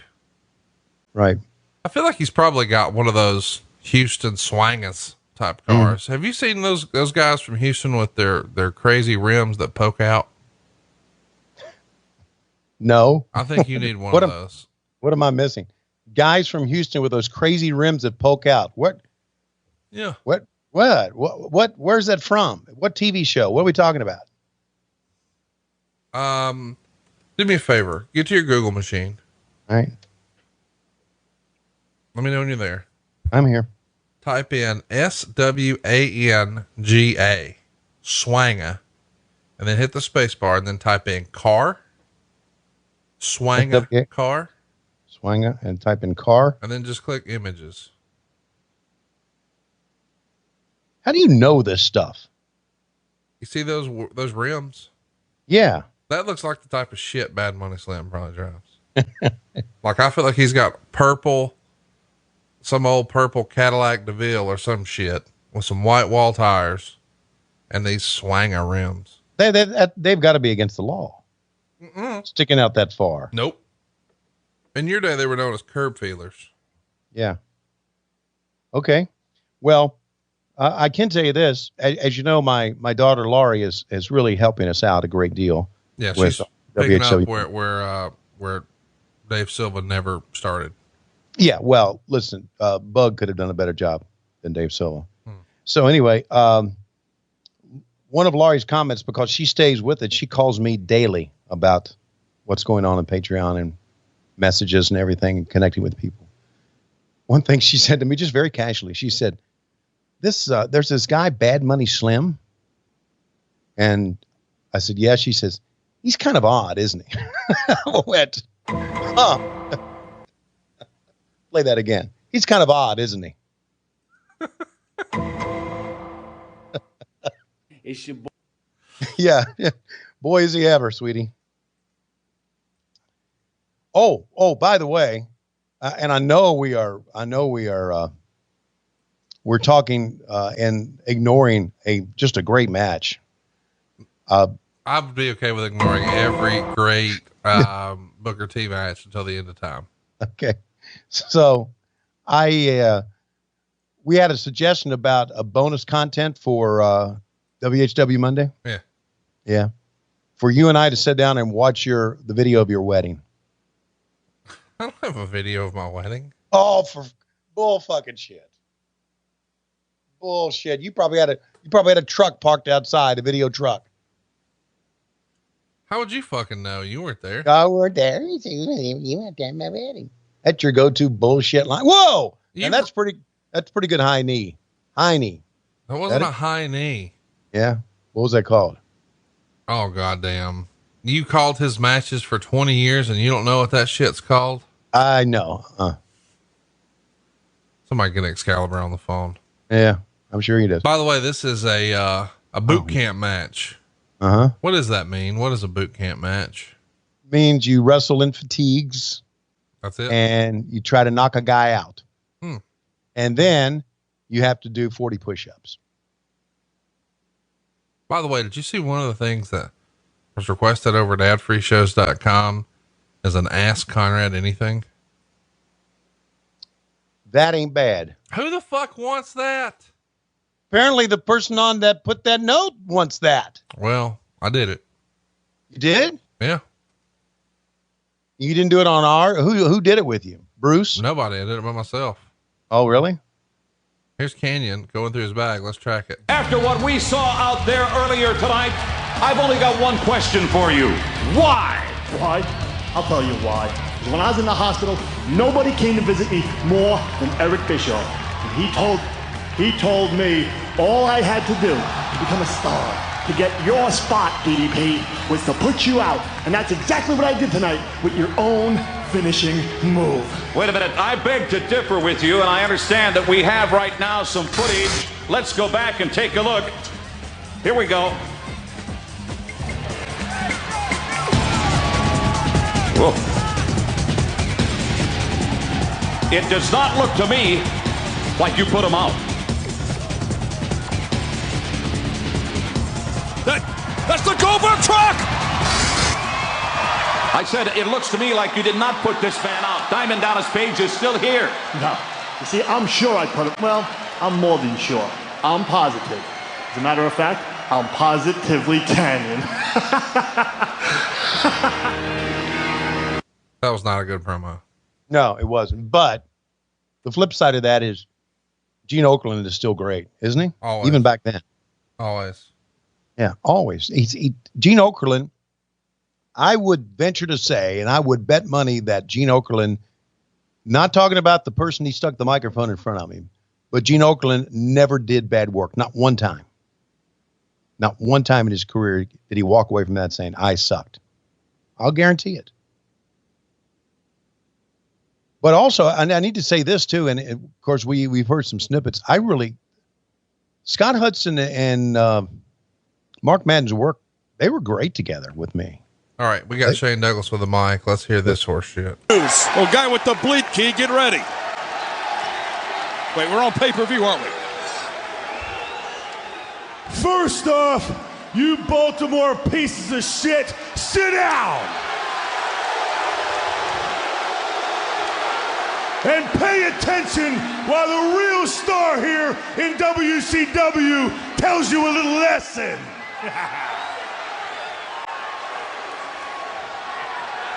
They put a wall up in front of the franchise tonight. Tonight could be a very historic night. You people here in Baltimore might finally have the pleasure of seeing not one, but two great careers come to a close. Testify, franchise! While the new blood is disposing of Hulk Hogan and Ric Flair, It's Ric Flair. the franchise is going to define his career tonight at the Wall's expense. You see, Baltimore, I like to make guarantees, and I guarantee that tonight I'm going to chop the Wall down to size. That's why I've got a plan. Hey, Wall, a little challenge, big man. It ain't a tables match. I suggest we make it a best of 5 table matches, and I say we give these people in Baltimore a knockdown, kick-ass, Baltimore drag-ass fight with 5 tables broken, not 1. That's best of 9, really. You got to break 5 to win. If you're up for it, big man, I think Baltimore will let us know if they want that. Do you want 5 tables? You just signed the Wall's death warrant. Get out here, you big piece of crap. You know, I got to tell you, I really liked his promos in ECW, but for whatever reason in WCW, they just fall flat. I think in that ECW environment, the cussing stuff works, but here, for whatever reason, I'm just like, I agree with that. I agree with that 100%. I don't know why. It's funny though, because the first time I used to argue for Shane to Bruce Pritchard, and he would say, "Oh man, show me what you can do without saying the F-bomb. You know, if you're just dropping F words and that's your way you're getting the pop," he's like, "How can you make money with that on a big scale?" And I'm like, you just don't get it, blah, blah, blah. And then I go back and I watch this WCW stuff that maybe I wasn't paying attention to, or I've just blocked out because it was so bad. And I'm like, that doesn't really work like it did in ECW. Right. But in ECW, it just fit, right? It didn't feel, I don't know. Yeah. He was doing what they do in ECW, and the ECW thing didn't translate into WCW. Yeah. None of it did. I mean, we talked about it earlier, right? Mike Awesome is still great, but he's not the Mike Awesome that we saw in ECW. Not anywhere close. You know what got to me on that interview we just listened to? What's that? Canned crowd noise. Didn't realize it when it was going down, because I don't know, my headset's on, I'm focusing on calling the action. But when you go back and listen to it here 20 years later, it's pretty apparent that they were sweetening it and doing it badly back then. Because, and when Shane asked a question about the fans or said Baltimore, as you know, when you mention the town, that's kind of like the old cheap pop thing. Sure. And here in Baltimore, you could hear the fans pop, but you couldn't see them pop. Right. So that came across to me. I don't know if Meltzer or Keller or any of the guys who were doing dirt sheets back then even wrote about that. If they noticed it or not. But boy, it's noticeable here later. It really is. No, yeah, they always acknowledge the piped in bullshit. Yeah. Meltzer would write, Douglas asked for a best of 5 tables match. The announcers explained it was really best of 9, even though it turns out it really was best of 5. As you can imagine, the announcers weren't going into business for themselves. It's just whomever clarified what the 5 tables rules were wasn't exactly a math whiz. The wrestling was pretty bad early. Finally, Wall chokeslammed Douglas through one table, back suplex through a second one. So it was match point on Douglas. They brawled to set up a ladder with 3 tables stacked up next to the ladder for a stunt, and only looked like 2 tables because they have a cloth over the bottom tables. And so there was so much padding underneath, they didn't want people to see it. Both men climbed the ladder. Douglas hit Wall with a foreign object, and Wall fell backwards through 3 tables to lose. Star and 3/4. So yes, the gimmick, we've often talked about, you can only do so much shit, blah, blah, blah. We're going to have not just a tables match. Like, you got to put your opponent through a table. You got to put the motherfucker through the best of 5. You got to put him through 3 tables. The first person to put their opponent through not 1, not 2, but 3 tables wins. And no, this isn't the main event. This is not even halfway through the card. What the fuck, dude? What? We say what the fuck to me? Like you blaming me for this shit? What the fuck? Well, I'm just saying, remember the old, just a dab will do you? Yeah. Less is more. That somebody missed the fucking memo here, Bubba. Yeah, we dabbed it. I've always been a proponent of every match meaning something. Let's run through what's happened so far. The first match, we had crazy interference in front of the referee, and then we had a stripper give mouth to mouth to an elderly. Next up, we had a guy wrestle an entire tag team match with his hardcore championship around his waist. Mm-hmm. Cause he didn't give a shit if he was a number one contender for the world tag team title. Mm-hmm. The next match, we had a guy in a wheelchair and a halo waiting on stage as an ex-wife ran to the ring holding a giant comical pipe and hitting her husband with it. That's the third consecutive pay-per-view where she's turned. And then we had a woman in high heels and the shortest skirt of all come grab her by the hair and pull her away. Mm-hmm. And then we had the boss of the show come out to swing a chair at a handicapped man, only to get clobbered. And then the guy who made the save took a giant fall into what is very apparently cardboard boxes when it was a miracle. And the guy got out of the wheelchair and gave him his finishing move and then put him into an ambulance. And then we saw a guy zip line into the ring and have a ton of interference as he was dressed as an army man against another army man in a boot camp match. And now we've got not one, not two, but 3 tables in order to win. So we're going to see 5 tables busted in a singles match. This is match number 5 of 10. We've still got a handicap asylum match coming. Hogan and Kidman, father and son with the Flairs, a Human Torch match. This is all the same show.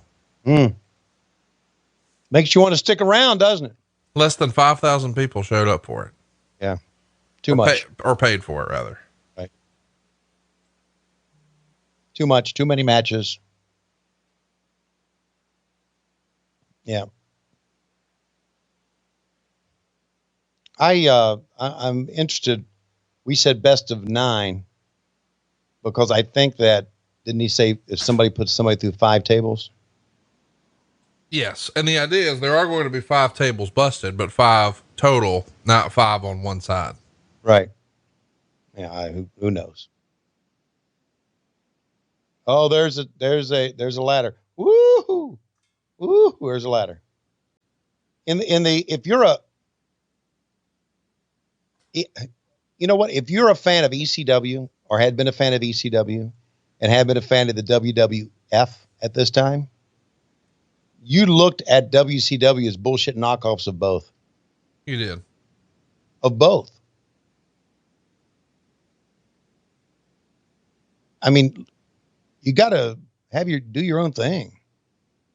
Have your own style. Have something that's WCW. I agree. And we didn't have it. So, boy, we could fix anything, can't we? You and I. We can fix anything. We are the masters at fixing wrestling promotions. We're goddamn geniuses. Yes, we are. I mean, damn it. It's about time people come to realize that too. That's exactly got it right. Goddamn geniuses. Let's track this. This is frightening to watch, frightening to call. The franchise has been through 2. Now the Wall doesn't even realize, I don't believe, that stack of tables is right behind him, and the franchise is sucking him right in. Wait a minute. Choke slam coming up. Oh, the choke slam, he's got to pick him up over his head and throw him down on the other side. Like a hook shot. But the franchise fight. Here we go again. A choke slam from the Wall. Or at least a choke. Attempting a choke slam. The franchise pounding away. It's amazing that ladder can even take all of this. Wait a minute. The franchise has got brass knuckles. Oh my God! Through 2 tables. What was that 3? The franchise did have some kind of foreign object, looks like brass knucks, wrapped around his fist, and the Wall went through all those tables, and the Wall's not moving, guys. He certainly is not. That's it. All 3 tables from a 12-foot ladder with the taped up brass. By the way, brass knucks is actually just athletic tape wrapped around his knuckles. Uh-huh. And as announcers, we didn't know how many tables he went through. No, you yell 2 and then they start playing music and Scott Hudson says, "That was 3 tables, Tony." My goodness. Oh, this is a great way to kick off my Wednesday or Monday if you're listening on Patreon. Remember when Shane Douglas was an ECW world champion? Yep. With Francine. I mean, he had so much steam, and then he comes here and WCW's like, hey, we're going to put you in the middle of the card, and you're going to put a guy nobody really knows or has an attachment to through 3 tables. Go out there and get yourself over. Well, we're just, we'll continue to plod along here. Next up, we got Scott Steiner taking on Rick Steiner and Tank Abbott. Meltzer would describe it with 3 words. This was awful. Oh, Slick Johnson. The wall put him right through a table, and that was actually the highlight of the whole match. Yeah, fans kind of, the ones in front there kind of popped. Can we put you through a table? Have I ever been put through a table? Can we put you through a table? No, you can. I'm an old man. A replay of the bump here. He just 3 years away from Social Security. Man, the wall almost jumped too far. Yeah, I know. He leapt.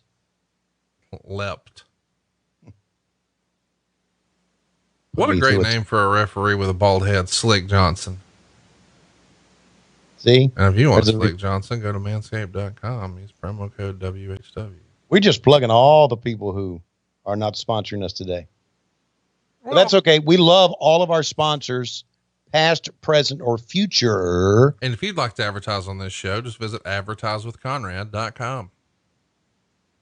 Oh, really? Man, look at this. Making way.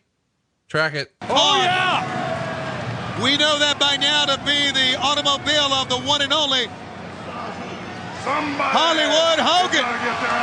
He's in the building as the Dodge Charger has arrived. Dude, let me just tell you, that is one badass car that Hulk Hogan just drove up to the arena.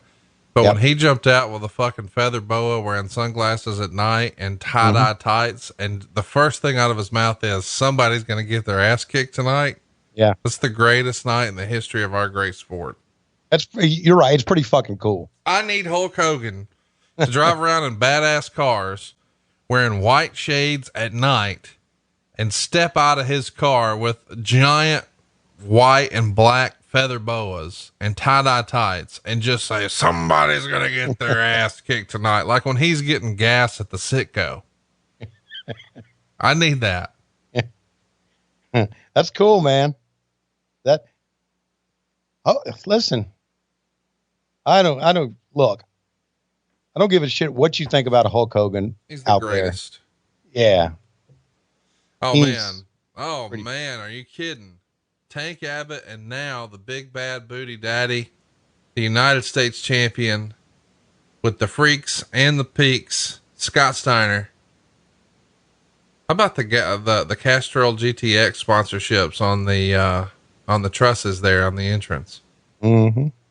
You know, I don't know. Medasia's on the left. What's the name of the lady on the right? I was thinking the same thing. I don't know, but she looks rather nice. All the way live, as they like. All the way live, as we would say. Yeah. Lord Steiner had the gimmick of all gimmicks, did he not? Oh. How have you heard how he's doing? I haven't talked to him in a while. Peek behind the curtain, when we did our road trip to Jacksonville, myself and Corey Ryan Forrester and Dave Silva, we ate lunch for the very first time at Scott Steiner Shoney's. Oh. We had the cheeseburger, and it was pretty good. He has a good establishment. No, and he's got like a little wrestling wall over there near the bar area. It's pretty cool. Yeah. I agree.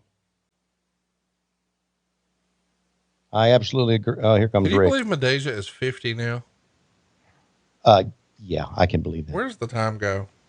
I don't know.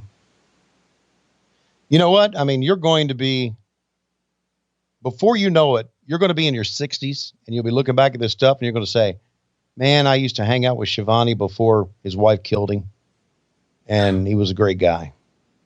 Or I used to hang out with Schiavone before, and now he's just like, he's shitting in his pants in a nursing home somewhere. It's going to happen before you know it. That's the way life is. See, I know the secret to life. No one knows it. I know it. And people my age know the secret to life. And that is, it doesn't last long. You think you're young and you're bulletproof and you got all the time in the world. Bullshit. You turn around, you're going to be 60. The other lady with Madeja is Shakira. Shakira. Yeah. Okay. I had to do a little research, but I figured it out. Mm-hmm. How about obviously this? Not the Shakira that sings now. Oh yeah. She's the Latin sensation. She took a break from selling millions of records to walk Scott Steiner to the ring with her boobs hanging out. This asylum match, what do you think of this round structure inside a ring? This is literally now the squared circle. Well, it's pretty unique. It is unique. Thankfully, it doesn't have to last long. 3 minutes, 46 seconds. Most would say this was awful. It was switched to a handicap match on the spot because Tank Abbott, of course, is teaming with Rick Steiner here. Scott was throwing Abbott around when Rick came in. The cage then lowered. They doubled on Scott until Abbott pulled out a chain. Rick got in the way and took the chain to protect his brother. Scott then got the chain and used it for the second straight foreign object finish and used the recliner for the submission. Don't worry, later in the show during the last match run-in, Rick and Abbott were together and Rick was still a heel. Dud. Dud. Yeah, there's nothing going on here at all. Match 1 got 1 star. Match 2 got 1 star. Match 3 got 2.25 star. Match 4 got 1.5 stars. Match 5 got 1.25 stars. Match 6 gets a dud. But don't worry, Hulk Hogan's wrestling next. I'm sure Meltzer will give him a favorable rating. Sure of that. You know what's amazing one of the things amazing when you said that this is 6 matches already. Yeah. Pay-per-views normally had 7 at the most. And how far are we into this? Not far. That's what she said. Yeah.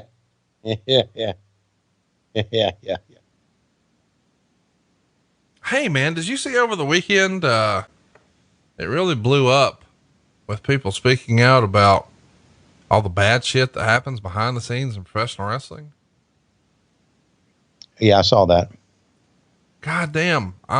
We got to do better. I didn't know. I mean, I was shocked at some of that stuff. I guess I'm just oblivious to it. We're in our little bubble here, or me and you are on our podcasting. And I don't know. I didn't know so many people were taking advantage of so many people. Well, you know what? I think I may be wrong that that probably happens in every job. Well, I hate to think that, look, I'm sure there are unscrupulous people in every business. I'm sure. There really are. Yeah. Yeah. Here's my feeling about all that. I just think it's terrible. It just turns my stomach. It really does that people are like that. But the flip side is this, and this is where all this kind of pisses me off, is that now we've got a great company that treats people the right way. And it's like all this shit being flung at the business. We're not like that at all. Oh, check out the limo here. Ric Flair, who tonight will face his own son with his career hanging in the balance, has his entire family here with him tonight. His daughters and his son, and Goldberg is here. There's his truck. Hogan Kidman are next. Dance with the future. How many times are we going to see that Goldberg truck in the backdrop? We're probably not done yet. We saw it during the Canyon interview, and now we see it again during Flair's entrance, but Flair was flanked by his wife, Beth, his oldest daughter, Megan, his youngest daughter, and Charlotte Flair. I think at this point she was referred to as Ashley. I know she was. And then, of course, Reed Flair, may he rest in peace. He's in tow, and Rick is going to be wrestling his son on pay-per-view tonight. Not Reed, but David. I can't believe this is a real thing. But it's coming up. And first, we get this Hulk Hogan interview. What do you think he's saying here? No, why don't you track it? A couple of decades ago, I've been in this sport for some 30 years, Hollywood Hulk Hogan. Tonight may be the final time that we ever see you in World Championship Wrestling or in professional wrestling. And the man that wants to accomplish that feat is none other than this young upstart Billy Kidman. And maybe not, Mean Gene. You know, you and I, brother, we can stay around as long as we want, man, because you, Mean Gene, and I are etched in stone. You've been branded as Mean Gene. The mean means something, brother. And as far as Hollywood goes, when they branded Hollywood, they were talking about the good, the bad, and the real damn ugly, brother. And tonight, when I get in the ring with that flea market champion, Billy Kidman, it's going to get real damn ugly, dude. I got one question. Special referee is going to be your nephew, Horace Hogan. Well, just remember one thing. Blood is thicker than new blood, dude. I'll remember that. What would happen to you? You know, this is a different outfit for you, Hulk Hogan. You say you're still the Hollywood of old. This is a different time. Well, brother, you got to change with the times. You got to reinvent yourself. And as of late, we've got Goldberg back in the house. Big Sexy has taken control. And I figured to take this Hogan thing to a whole new level, it would be the good, the bad, and like I said, the real damn ugly of Hollywood. And there's nothing they can do, dude. Watch what I do to Kidman. I got a pretty good idea. Let's get you back into the arena. So coming up next, Billy Kidman coming to the ring, going to be taking on Hulk Hogan. This is one of the more talked about matches and feuds from this reboot of WCW in 2000, where we wanted to try to get some younger talent over. And certainly the perception was out there that Hulk Hogan was holding younger talent down and keeping younger talent from the top spots. So they decided to program him with Billy Kidman. Yeah. In hindsight, not that bad of an idea. I wanted to track that Gene Okerlund interview because I always thought Okerlund and Hogan, classic stuff. And that was good. That was a good interview. When he talked about could be the last time we see you in WCW or in pro wrestling. And he said, you and I are etched in stone. Yeah, it was good stuff. I like that. I like all that stuff. One more serious thing, and then we'll move on, talking about all this, stuff that came to light this past weekend about sort of the dark side of wrestling. Of all people, Kid Cash popped off with the most common sense explanation I've seen of all. And I didn't even know Kid Cash was on Twitter, but I immediately followed him because I was like, damn. But he writes, let's make wrestling safe now. Every wrestling school must have at least one female teacher. Every show must have female and male separated changing rooms. Anyone who has to ride home or staying in a hotel for a show must be protected by the promotion and the promoter. It's not hard. And I don't know, that feels like such a little thing, but apparently that has not happened. And if it would have happened, then maybe a lot of this would have been a little easier. And kudos to Mr. Kid Cash for dropping some common sense here. I agree with all that, with the exception of, I wanted you to clarify, or him to clarify, when they're on their way back to the hotel being protected by the promoter. Well, I think what he means is, let's make sure that people have a way home and they don't have to say, well, I'll give you a ride home if. Right. Type of deal. Well, let me say this. AEW has separate locker rooms. Oh, no. Listen, let's be clear. He's not talking about WWE, AEW. He's talking about indie stuff. You know what? I get that, but still that shit flings on everybody in the business. It does. And at AEW, and I know that the kids are bused back to the hotel. There's a bus for them. Yeah. That's a different thing. I mean, he's talking about indie shows, and apparently guys were, and I understand, man, indie promotions are, sometimes you got to ball on a budget. You don't have a big gate. You don't have a big budget. You're trying to just, get out there and have fun for the love of the game and hope to build something and become something and blah, blah, blah. But it's sort of humble beginnings, if you will. So I understand that. But at the same time, I don't think a lot of people, myself included, realized that, wait a minute, people are leveraging some of this stuff for sex stuff, like that's just weird, man. I don't Yeah, know. that's terrible. And We got to do better. yeah, of course. And I think we are. Yeah. I mean, listen, there's essentially a fucking wrestling purge going on right now with people who've been offenders of this stuff. And I'm glad that some of that stuff is coming to light. If people that you and I like to watch perform have had to be in bad spots like that, that's fucking not cool, man. Yeah. But anyway, let's talk about silly shit. Let's talk about Billy Kidman wrestling Hulk Hogan. The referee here is Horace Hogan. Meltzer would say, and by the way, this is to earn a title shot at the next pay-per-view. Hogan came out doing his Hollywood persona and did probably his most lame interview since those horrible strap match promos. It was typical Hogan Kidman, with Hogan taking the entire match and then beating him in the end. Hogan whipped him with a belt hard. Kidman came back, drop kicking a chair into Hogan's face and using a few chair shots. Kidman did a terrible looking DDT. Hogan is looking really slow. Kidman did a splash off the top rope for a near fall and then got mad at Horace for his count. Hogan looked terrible in doing his big comeback. He hip tossed Kidman through a table.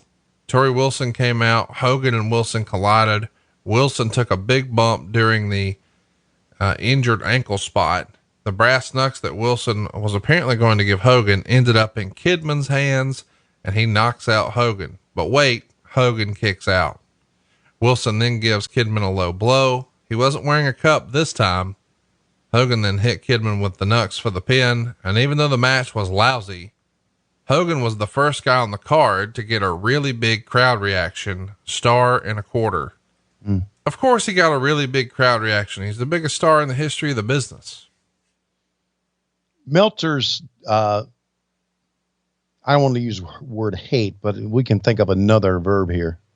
His disdain for Hulk Hogan. Disdain for Hogan. It's just palpable. To me. It clouds his judgment. Yeah. That was not a bad interview. Not at all. And maybe it played much better here 20 years later than it did back then. But it's like, okay, Hogan's going to wrestle and Meltzer's going to hate it. I think Dave has matured a great deal since then. Oh, without question. Yeah. Dave is, like all of us, he's gotten a little wiser and, learned a little more.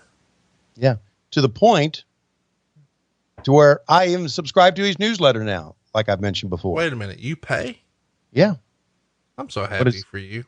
What is it, like $119 a year or something like that? I don't know. Whatever it is, it's worth it. But I just assumed you were just stealing my logins like always.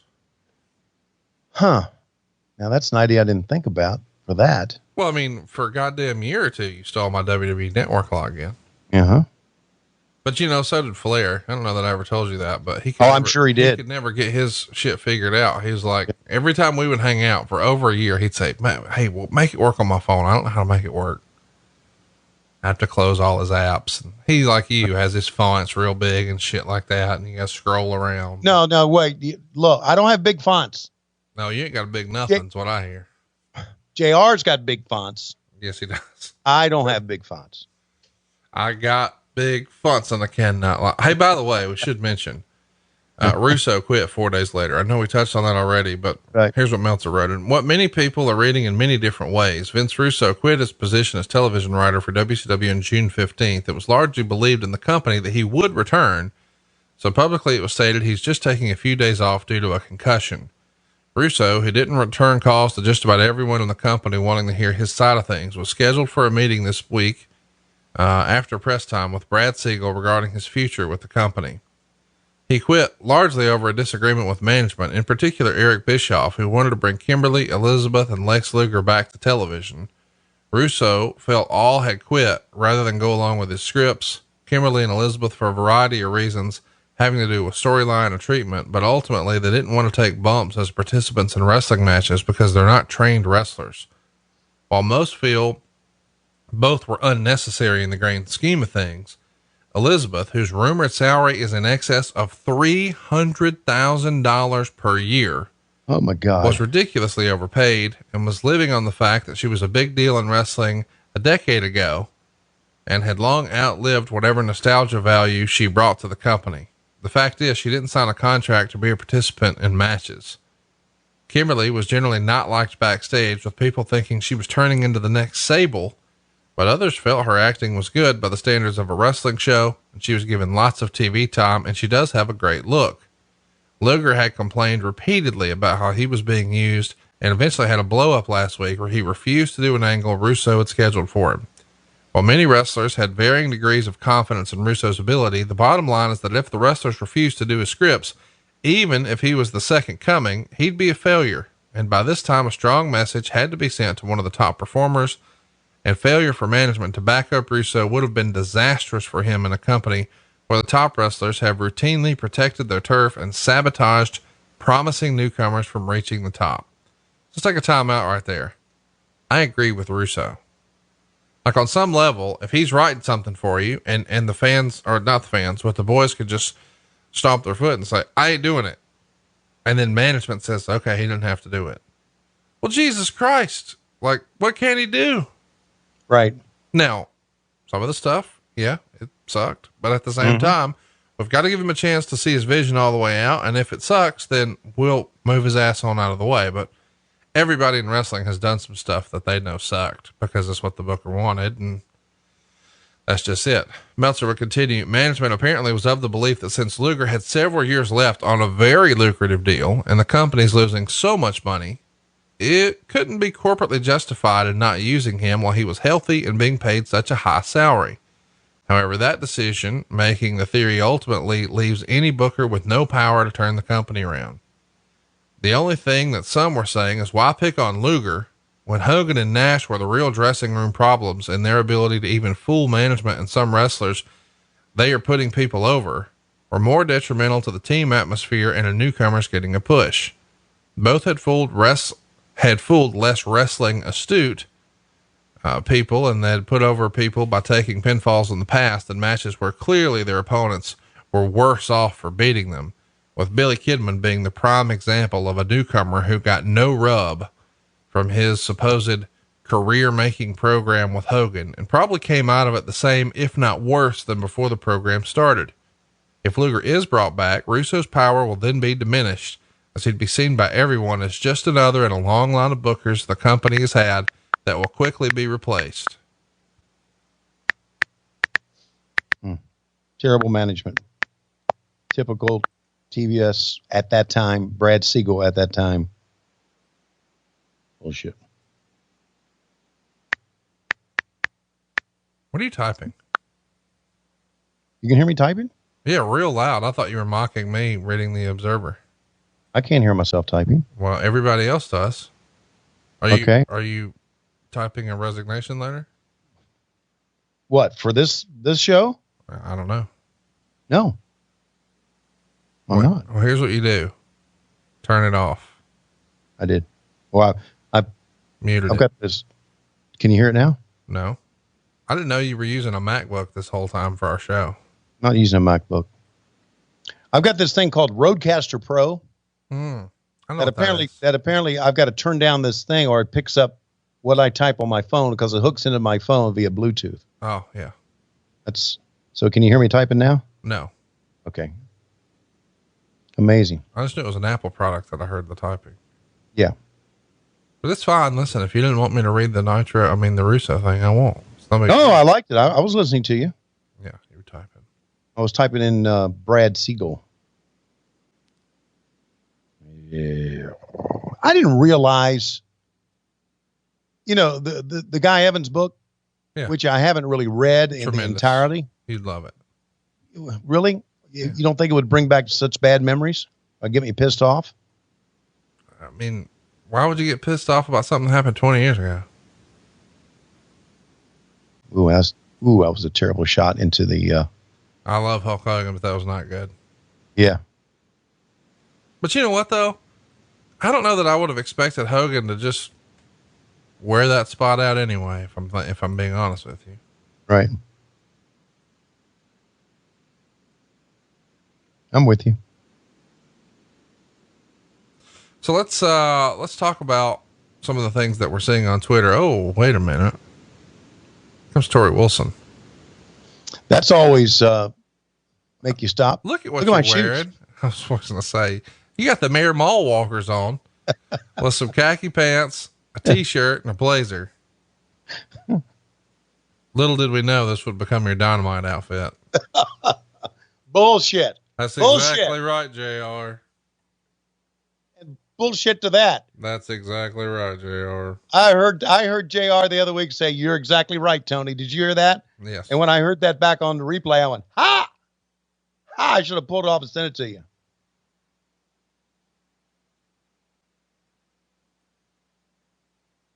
That dress looks great. That's exactly right, Tony.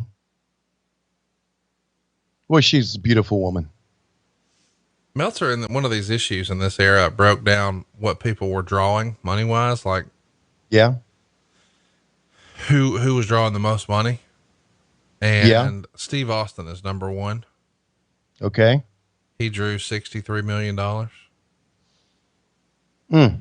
Benoit drew 1.2. Flair drew 12.7. Foley drew 13.1. Goldberg drew 6.2. Bret Hart drew 3.9. This can't be real. Triple H drew 22.3. God almighty. It's fascinating. That is the way he breaks all this down. Sid Vicious drew 1.1. Undertaker drew 11.6. Sting drew 8.8. Davey Boy drew 1.6. This is in this era, of course. Right. David Arquette drew 570,000.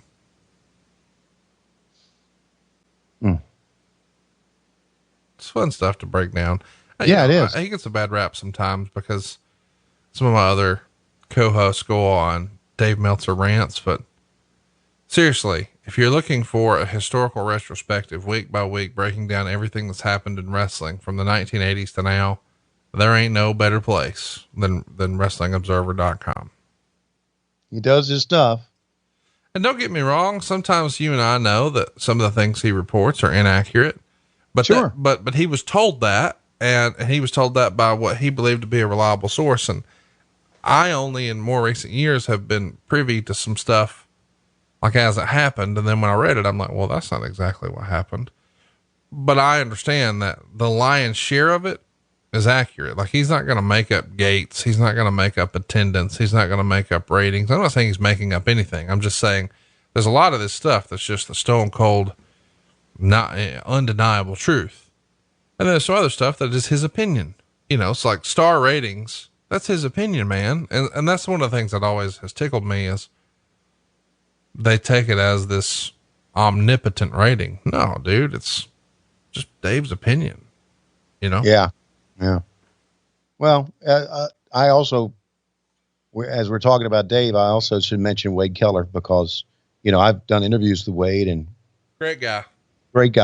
We had a great interview with him a couple weeks ago, a few weeks back in, probably was back in May. And, let's track this. Absolutely. Can't get rid of him. Hold on. Excuse me, sir. Is everything okay? Is everything okay? Haven't you been watching? And what about Goldberg? What about that Goldberg monster truck? I mean, the area is pretty secure. We have dozens of officers outside. Secure my ass! Who do you think's driving that thing? The Tooth Fairy? We haven't seen Mr. Goldberg. We have everything under control. We have all our officers out there. You see it about front. Everything's under control. Do you hear that? Everything's under control. Thanks a lot. Everything's under control. I can't take this. Bash at the Beach comes your way on Sunday, July 9th from the... Well, what do you get if you order Bash at the Beach? Do you get a raft? It's presented by Master Lock. You get a lock to lock yourself in the room and make yourself watch it. By the way, you guys had sold 2,000 tickets at this point for Bash at the Beach. Look at your fucking shoes.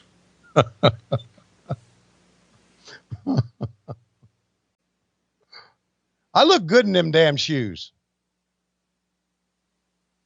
They're Nikes. Notice Nikes. They're mall walkers. Air grass cutters.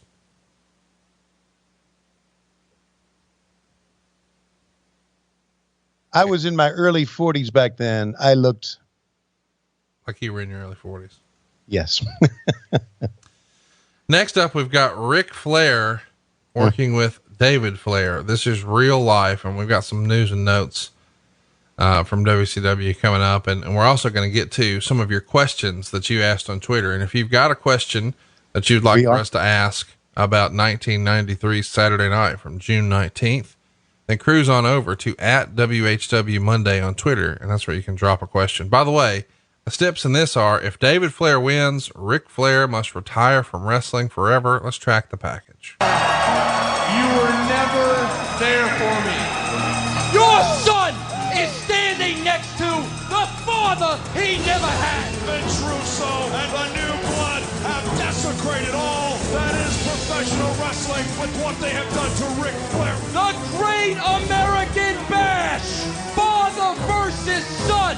Ric Flair will battle his son, David Flair, in the most important match of his lifetime. If I lose to you, I will retire from this business for the rest of my life. Here's your long overdue retirement. Nothing you ever do in your entire life will make you retire or think it close to reality. The wrestling Ric Flair, that's your dad. Woo!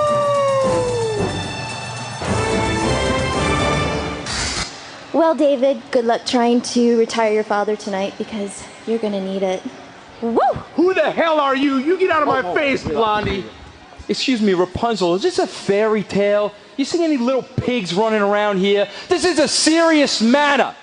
Tonight, David Flair is about to end a man's career, a legend's career, his father's. 21 years of torture. It's all gonna come out in the wash tonight, right here in Baltimore. You got that? Go find a big bad wolf, sweetheart. Nature Boy Ric Flair, the 15-time former WCW World Heavyweight Champ.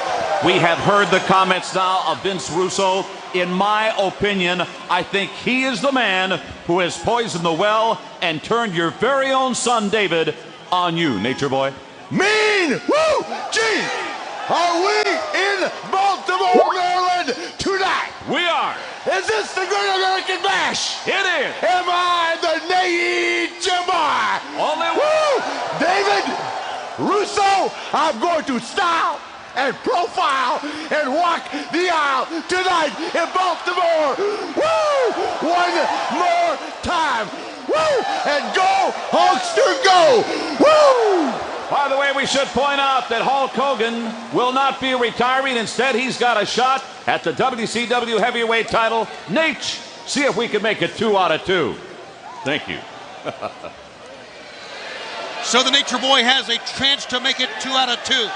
Well, here we go. Stage is set. Okay. Let me ask you a question here. Okay. And of course it's hindsight. And there's the family. There's Beth Flair. There's Reed. There's Beth. There's Mrs. Conrad Thompson. And then there is Ashley.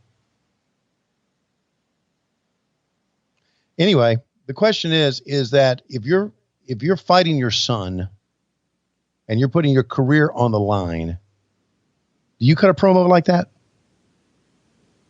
I don't know. I need to call Megan in here and ask her what the fuck she's wearing. I think Megan's looking good, man. That outfit. I look at that outfit and I think, why the hell did she marry you? I look at that outfit and think, looks like some curtains. That looks like a pillow. But anyway, really, and it's hindsight. And I know Ric Flair is in Baltimore. I know what he's meant to Baltimore. And I know he wanted probably the house was down and they weren't getting good pops. They weren't popping about anything. He wanted to get some pops. But in hindsight, if you're trying to make this, and I guess you can, try and make this serious about his career's over, he's fighting his son, do you cut a promo like that? Just a question. I think my original thought was, no, you don't. But then again, I think, well, it's fucking Ric Flair. I mean, give me your answer to that. Right? Wrong? No, I'm with you. Yeah. How about David Penzer back there? Yeah. How about David Penzer? Lots of shots of the Flair family. Yeah. And here he comes. By the way, Rick wrote in his book that this was one of his, his 2 final robes from Olivia Walker. And this was one of them. And he said he was very disappointed in it and, let Olivia know.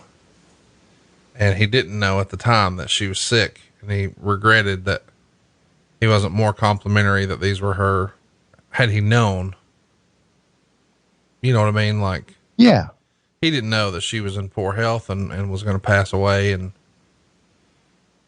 either way though, one of the very last robes, and that one is in a barbershop in Brooklyn.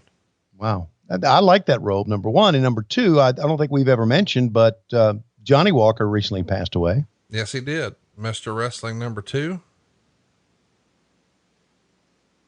Man, I got to tell you, I did not know about the, sordid past of Johnny Walker. I still don't know about it. He was a part of a gang rape. Really? Yeah. When did that come to light? See, I just don't, I guess I just don't keep my ear to the ground on all this stuff. He was a registered sex offender who, God, with a bunch of other guys when he was 18, like 8 other guys, gang raped a 15-year-old in Hawaii. Holy shit. I just, maybe I shouldn't have brought his name up. I don't know, man. Like, see, I brought his name up because I didn't know that story. Well, I mean, listen, I knew the mask. I knew the big white tights. Right. Look, to me as a kid, it looked like a giant fucking diaper.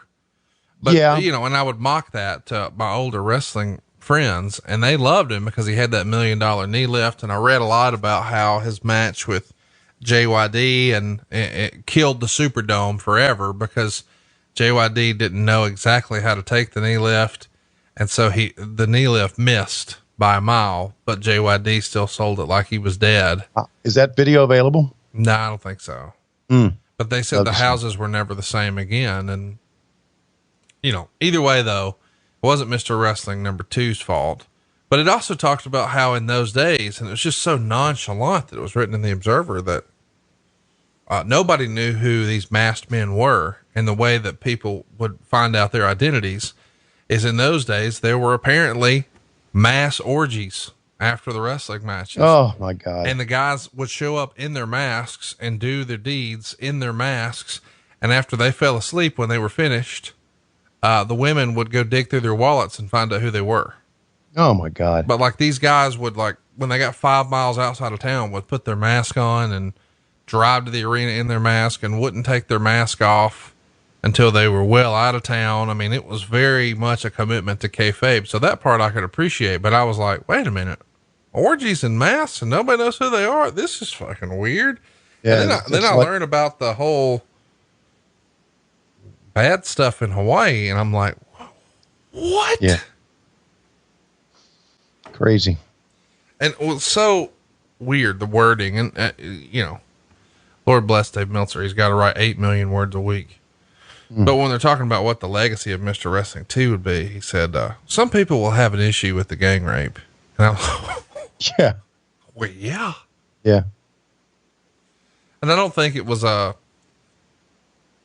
think Meltzer said, I don't know, I may have misunderstood this, but it was the girl's underage. Sure. So is it a statutory thing? Is it a forcible thing? How about she's underage? Who gives a shit? What the fuck is everybody doing? You mentioned that masked men back in the day hid their identity, with the exception of my favorite Mr. Wrestling, which was Tim Woods. And I say that because I was a Mid-Atlantic fan.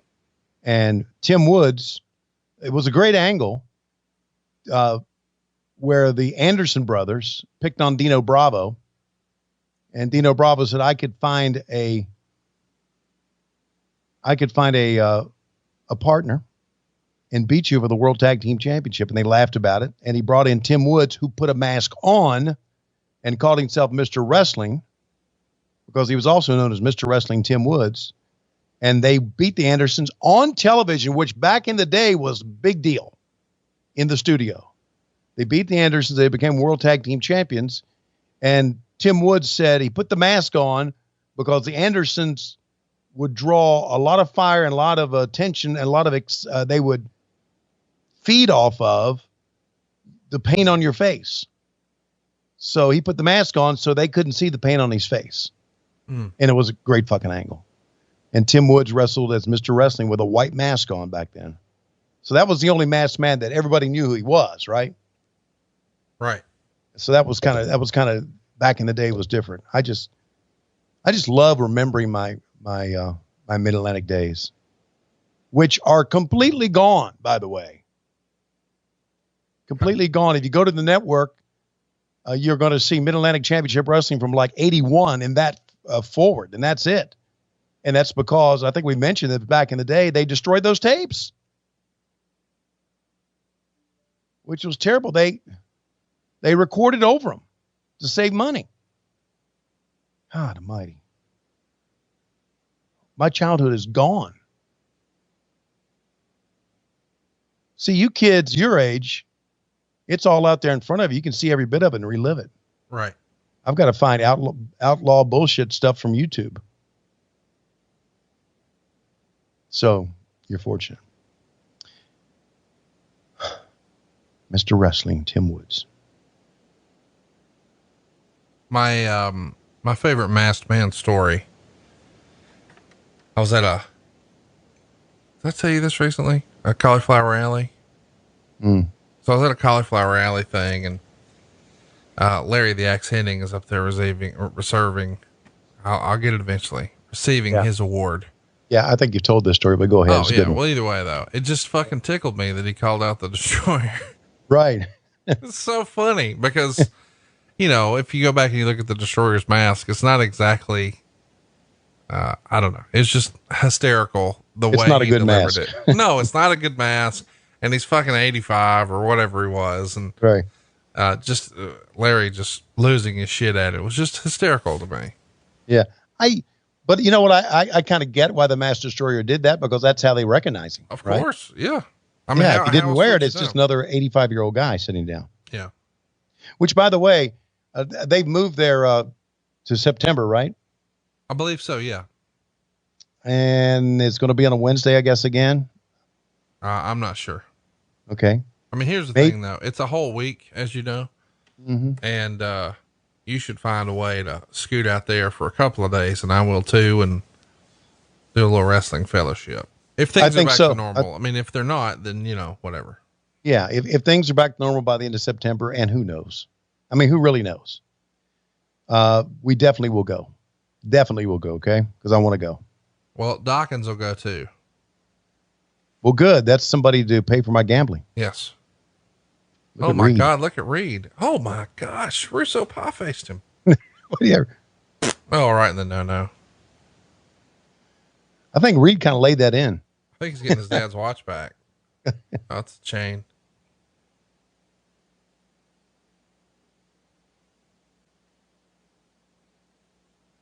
David Flair working a pay-per-view against Ric Flair, and also hanging out with his girlfriend, Stacy Keibler, after. I hate him. More than ever now when you bring it up. And whammo. Oh, he sold that chop big time. Yeah, he sure did. Oh, look who it is. Actually getting involved. Gonna do a little Handcuff Jones. Handcuff Jones. Wonder if Andrade's been in this situation. Ashley has grown up quite a bit since then, hasn't she? Dude, she's like biggest lady wrestler of all time, right? Yeah, got to be considered. I mean, I'm not trying to be a homer, but I'm just saying, you look at all the stuff she's been able to do, and it's a short list. If she's not at the tippy top, she's up there. Who would have thunk it? Not me. No, and none of us watching the match at this time. Oh, of course not. That. No. I mean, we knew David wasn't going to be. yeah, we knew that, but we didn't know.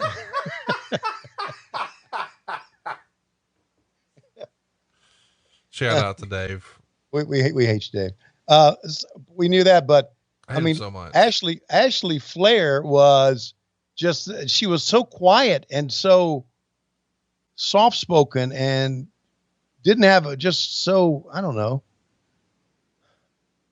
She was nothing like she is now. And you grow up and you mature and your life changes. It really does in 20 years. But the last thing I expected was what we're seeing now from what we saw back then.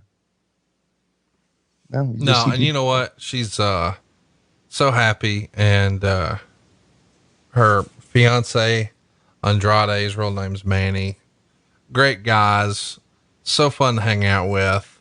They have a great relationship, and she's living out her wrestling dreams. And I'm sure that, this quarantine sucks for everybody for sure. But, from her perspective, and I haven't talked to her about this, but man, the quality of life's got to be through the roof. She's, bought a house in Orlando and lives down there now. And so whenever she has to go to work, even if she was working Raw, SmackDown, and NXT, it's what, a 15-minute car ride and boom, you're there.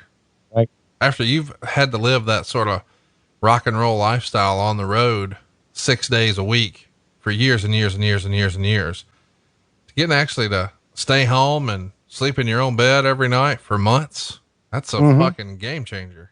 Yeah, it is. And I'm going to equate that to what's going on with us in AEW right now, because basically I just drive down to Jacksonville every other week. That's not bad. Well, how about JR sort of figuring out the life hack?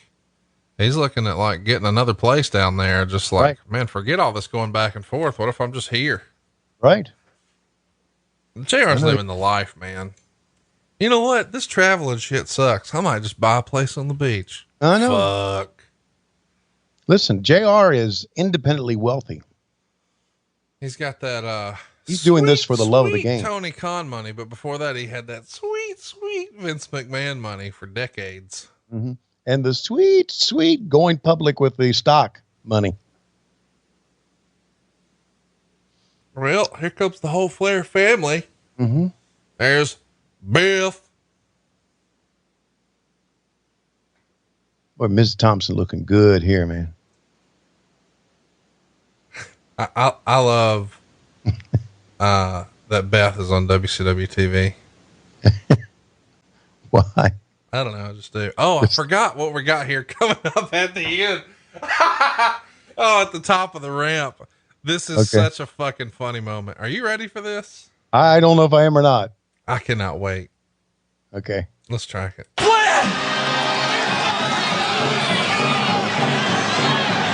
Russo's handcuffed and furious, and he's got the mic. Whatever it is, I like it. I don't. I'm telling you right now. He's making sure he keeps the ring. You and that little bitch son and that little bitch daughter of yours. You have chopped Vince Russo for the last time. A family crotch chop. I don't think Ashley did it, but Megan was right in there. Dude, Reed, though, was anybody more into the crotch chop than Reed? Reed had that shit down pat. Oh, yeah, man. You know what? I might need to get that done at paintyourlife.com. Get it to Rick. Oh my gosh. And as if that wasn't enough, now we're setting up a Human Torch match with a video package here for Sting. Yes, there's lots of fire. Ropes are on fire. Cars are on fire. Sting masks are on fire. Trash cans are on fire. Oh, tanker truck. The thing you can control the least, we're going to put into a stipulation here. The Human Torch match coming up. You know what? I kind of, is this where Sting caught on fire and fell off the top? Well, thanks for the spoiler. Yeah. And the reason I say that is that of all the shit I don't remember, I kind of remember that. Let's first, let's recap exactly what happened. Look at this entrance. So much fire for Vampiro. Meltzer would write, Ric Flair beat David Flair in 10 minutes and 16 seconds with Ric's career at stake. Ric came out with the entire family, wife Beth, Reed, along with both daughters, Megan and Ashley. It was looking sad when Rick went to do the flip in the corner and couldn't get the full flip. But aside from that, Rick showed his unbelievable ability since this was far and away David's best match ever. Russo hit Rick with a baseball bat and handcuffed him. David used the figure four with Russo helping David with leverage. Ric Flair hopped the rail, but Russo pie-faced him down. Reed then gave Russo a low blow, got the handcuff key from him, which Charles Robinson finally got and unlocked Rick. Ashley then jumped Russo and locked him up with handcuffs. Rick made a big comeback, chopping the hell out of David and Russo, and finished David off with David taking the Flair slam off the top, a knee drop, and the figure four. After the match, Russo challenged Rick to a match with Rick's career at stake on Nitro, 2.5 stars. Believe it or not, the David Flair match is the highest rated match on the show so far. Mm-hmm. If that doesn't tell you that, our old pal Dave Meltzer loves him some Ric Flair, I don't know what will. Yeah. I was thinking the same thing. It's very difficult for Dave Meltzer to shit on anything Ric Flair does. Yeah. And we knew that. I mean, it is the highest rated match on the entire show because what we've got coming up here gets a negative, count it, negative 2 stars. Whoa. Holy shit. Have we ever heard of a negative 2 stars? Oh yeah. There's been a negative like 10 stars. Look at the human torch or the flaming torch coming to the top of the Jumbotron. And it's because Sting is pulling it up. Sting's going to grab a flaming torch. This is wrestling, guys. They're trying to figure out how to get it to him, and they did. So Sting has a flaming torch from the top of the Jumbotron at the entrance set. And this flaming torch, by the way, is what you run behind your house to keep mosquitoes away. Every redneck in Alabama had one of these in the 2000s. Let's track it. Are you afraid of heights? Because I'm not. You want to torch me? You got to get up here, boy. Oh my goodness. Changing the rules in the middle of the game. You can tell that's not Hogan's torch, guys. He never would have passed it. Man. Great line, isn't it? Wow. Isn't that a great line? That was again, Mark Madden, and Mark and Scott have done a great job for you at Starrcast. Good guys. And that's why they were a pleasure to work with. They could think on their feet, man. It's kind of fun to think that we had the whole Nitro broadcast team at Starrcast. You and Scott Hudson and Mark Madden. Yeah, that was cool. So Sting is going to rappel down the side now. Even though I said, you got to come up here, he's immediately coming down. Look at the shit they had Sting do over the years. I know. Sting was a good soldier. Oh yeah. By the way, let's run through some news and notes here.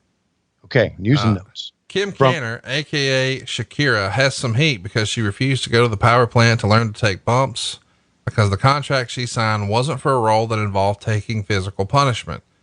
She was called on June 15th by Terry Taylor and told her services were no longer needed.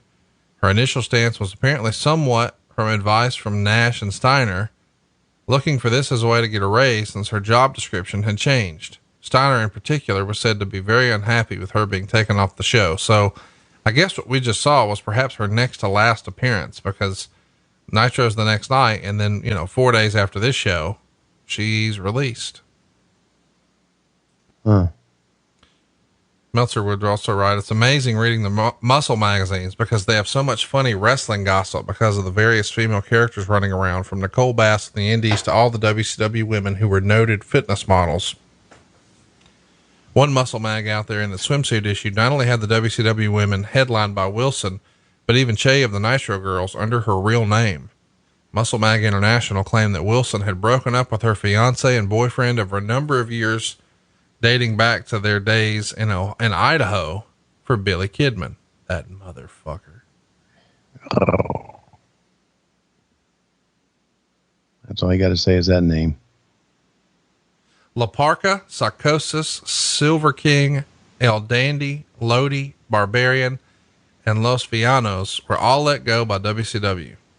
I know Parca and Psychosis will be available as free agents on July 5th. ECW has already expressed interest in Psychosis, who did very well there in 95 with some amazing matches before going to WCW.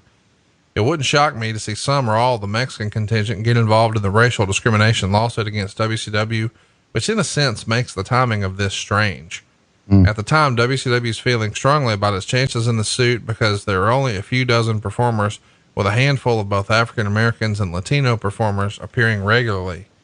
For evidence with people like Garza and Psychosis, who had a chance in the U.S. but were buried, WCW can argue indiscriminate incompetence because there are plenty of people like Jerry Lynn or Chris Jericho that weren't Japanese or Mexican that also showed elsewhere. They should have been pushed to a higher level. But man, La Parka, Psychosis, and who the fuck are these guys to doubt El Dandy? Cutting shit. Revenue's not there. Expenses are. Meltzer would also say the latest plan for Tori Wilson to resurface is as the valet of Hulk Hogan. What a shocker. Speaking of Wilson, she's all over the Muscle magazine as the current hot fitness cover woman and in swimsuit pictorials of several magazines all at once. But if you're a fan of WCW, you would have no idea that was even the case.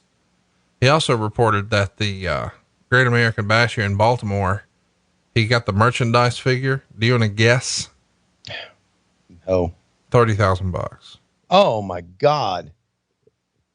Can you believe it? Here's the thing that tickles me about this. We're going to cut La Parka. We're going to cut Psychosis. Same issue. Lenny Lane has secretly re-signed with WCW. What? Again, it's okay. They fire Bobby Heenan. You think Scott Hudson's a little bit cheaper than Bobby Heenan? Oh yeah. How much could La Parka and Psychosis have cost, bro? I'm not saying that to be ugly. Listen, I don't know, but they were part of, when we were hot, right? So they probably got good money. Does he have numbers down there? Comparative numbers? No. I mean, no. I could look it up, but no, yeah, but still that's the thing. It's Brad Siegel looks at this and he's not paying attention to the product. Not at all. He looks at this and says, okay, we can get these three guys and cut these three guys and save, I don't know, $500,000 or whatever it is. Let's do it. And there is why you've got to have a boss like a Vince McMahon or Tony Khan or whomever who's hands-on with the product, knows the product. How about the big bump from Sting in the exact same spot, or so it looks, that Canyon and DDP were? Or UPS boxes being destroyed. Yeah, this is before they were Amazon boxes. Mm-hmm, right. These days we know it would be Amazon, and hell, it might just be in front of your house since you got all that sweet con money. Well, I've done Amazon long before I. No, I know, but now it's like you won the fucking lottery every week with all the stupid gadgets you get and superhero stuff. I mean, Bug just goes fucking nuts with all the deliveries y'all get over there for nonsensical shit you don't want or need. I do have a couple of nice lights here at the desk. Yeah, I figured you had a bunch of dumb shit like that. It's not dumb shit. It's stuff that's part of. It's stuff that I can. Stuff that I can write off, motherfucker. I love you. You know, you're talking to an old fucker like, it's a write-off. Every time I talk to JR, ask me about business. Hey, how's business, JR? See, son, now it's a write-off. I'm going to write it off. I'm like, Jim, Dawkins is buying breakfast. Well, it's a write-off for somebody. Goddamn. We talked about business. You know what? I do need to say this. Really. Are we lucky that Mike Dawkins came into our life? I think he's lucky that we came into his. Financially he is. I've successfully landed 3,192 wrestling trademark clients for him. Okay, I get that, but still. No, I'm busting balls. Yes, he's a great guy. He could have been this stuffy prick, and he's not. No. He's one of us. Yes, he is. By the way, if you'd like to trademark some dumb shit, look for him on Twitter at MR Dawkins. I love it. Trademark dumb shit. Well, I'm just saying. What is going on right now? The lights are flashing. Vampiro and Sting are at the top of the stage. They've got the mosquito repellent lantern. Mm-hmm. We're going to have to track my call on this. I want to remember this. Yeah. I hope you say citronella a few times. When he catches fire, I just. See, I don't remember much, but I remember this. So this had to be, even though it's minus whatever stars, to me, it was one of the most memorable, the only memorable part of this thing. The only one. Not the most, the only. Let's try. Now, this is where they get they're the just stuntman gone. here. They're completely gone. Here we go. To his feet. Vampiro gets the blow in. The fans standing here in the Baltimore Arena. Vampiro's got the torch. They've killed the lights. Vampiro's got the torch. God, no. Backing Come on. Sting away with it. He's back. Sting's on Jesus, fire. no. Sting's on fire. Sting. Oh my God. Oh my Sting. God. Sting's, oh no. Oh, Sting's, oh my God. Oh my God. Oh my God. Oh, Jesus. Oh, Jesus. Nothing more. Hell, there's nothing more. Get out. Get the camera off of him.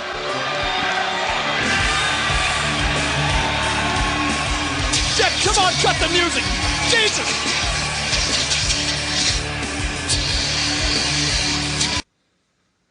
What the fuck did we just watch? Sting's on fire. Sting's on fire. Sting's on fire. Cut the music. Cut the music. Ah. Scott Hudson was like giving directions there, wasn't he? Sting's on fire. I go 7 minutes and 23 seconds. Meltzer writes, Sting opened the match saying the torch would be at the top of the giant screen, and they played up that Vampiro was afraid of heights. The match started in the ring with Vampiro pouring liquid all over Sting, which they pretended was gasoline. They ended up climbing the ladder to the top. Sting took one stuntman bump from about 10 feet into the padding. Then he got right up, negating the very idea of doing the bump, and climbed back up the ladder. The match had no heat at all. They finally get to the top of the screen and did some thunder and lightning sound effects. And finally the lights went out, allowing them to switch to a stunt double. Apparently some could see the stunt double put on the Sting mask, and some fans in the building were able to see the switch. The stuntman was then set on fire and jumped off the top, which looked to be every bit of 30 feet, into a heavily padded stage. Then they doused him like crazy with the fire extinguisher. It wasn't so much because he was on fire, but because in the landing, the wig came off, and if the smoke cleared, people could see clearly it wasn't Sting. The announcers then tried to sell it like it was the death of Owen Hart. And anyone who thinks that wasn't the catalyst for this idea is fooling themselves. For that reason, among many, this was horrible on so many levels. I don't even want to get started on it. -2 stars. Let's go back to tracking. That's what the new blood is all about. Let me ask you this. Would we be reacting the same if Vampiro had fallen off the top? I would be. I guess we would be. I mean, it's not about wins and losses. No, it's it just, wouldn't be.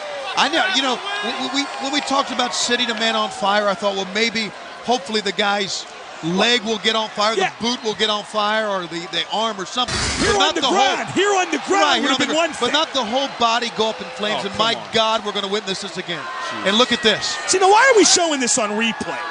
This is a little bit too another angle. Well, because it's I guess it's, oh my God. Oh, Jesus. I've never witnessed a sight or the horror of what the man was on fire.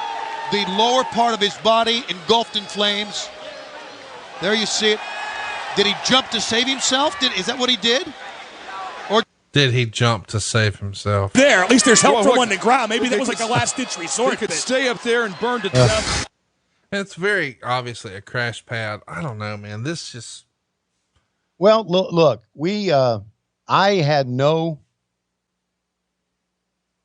I was not thinking at all in my mind to try to make this like Owen Hart. Right. No, listen, I wasn't. I mean, that did not come to my mind. It did not come to all of a sudden. I'm thinking, man, we need to make this like an Owen Hart thing, because that was real. Right. I just think we were reacting to. You want to track this? Sure. Goldberg's moving around. Who knows where? Screw it. No big surprise. That's your big surprise. Now get out of my way. I've got By the way, we should mention, like 9 days after this, Flair's going to have rotator cuff surgery. He's going to be out for a few months. So whatever they're planning to do on Nitro is going to be a bit of a break. And by the way, Now that we've seen a man catch on fire and plunge to his untimely death, it's Michael Buffer. Yeah. Sports entertainment are about to face each other for the undisputed WCW Heavyweight Championship of the World. Are you ready? Baltimore, Maryland, are you ready?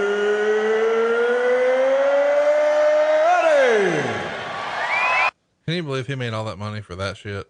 Oh, yes, I can. By the way, with a blue jacket on, I can't help but wonder, is that how you introduce Blue Chew sometimes?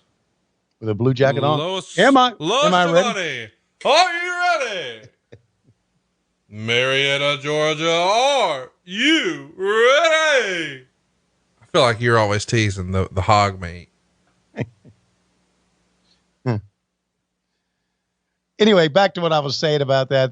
Owen Hart did not come to mind for all of this. And it may have for Vince Russo. May have.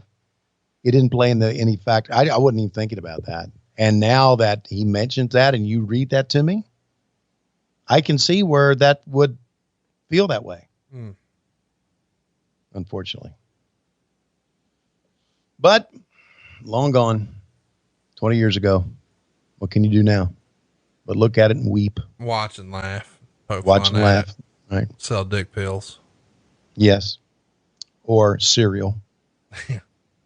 Or Manscaped products. Whatever. By the way. Paintyourlife.com. By the way. The nose hair trimmer. Oh, it's legit, dude. It's the best. No, seriously. I even tell our listeners that I keep mine by my recliner in my den. And I know that, you know, they don't claim this. So I'm not making it as a claim on their behalf, but I feel like when I get rid of my nose hair, I sleep better.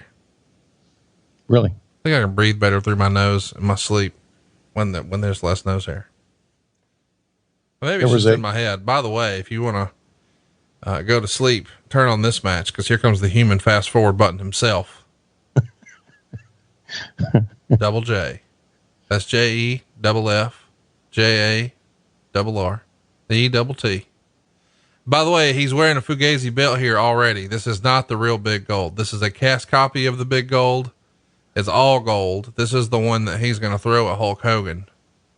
And Hulk Hogan's going to leave with, and Hulk still thinks he has the real one down at the beach shop, but nay. It's a cast So why copy. is he wearing this belt if it's not the real one? I don't know. Maybe he just liked it and looked better. Cause how about this? It's in better shape. Like all the bolts are attached still hanging on the leather. I get that, but I don't get it. Well, I don't know. Because look, even back then, it was apparent to me it wasn't the real belt. And maybe it's because, you know, that's the belt that I remember. But you jizzed on in Vegas or whatever. No. Oh. Oh, here comes Ernest the Cat Miller. It's our buddy. By the way, we should get to Twitter. We got a ton of questions here. There's no way we'll get to them all, Tony, but I want to try to hit some of these up with you if that's cool. Yeah, why not? John Riga wants to know, how many minutes into broadcasting the pay-per-view did you know it was the shits? And how many times did you hog watch to keep yourself busy? Okay. Didn't hog watch. I knew it was the shits. Wait, when did hog watching start? It apparently started here. On this show. Hog watching started for you 3 years ago. Right. Okay. Well, that's good to know. Okay.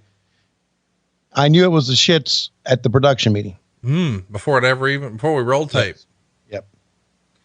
Luke from Eastern Iowa wants to know, how much do you think fake Sting was paid to get set on fire?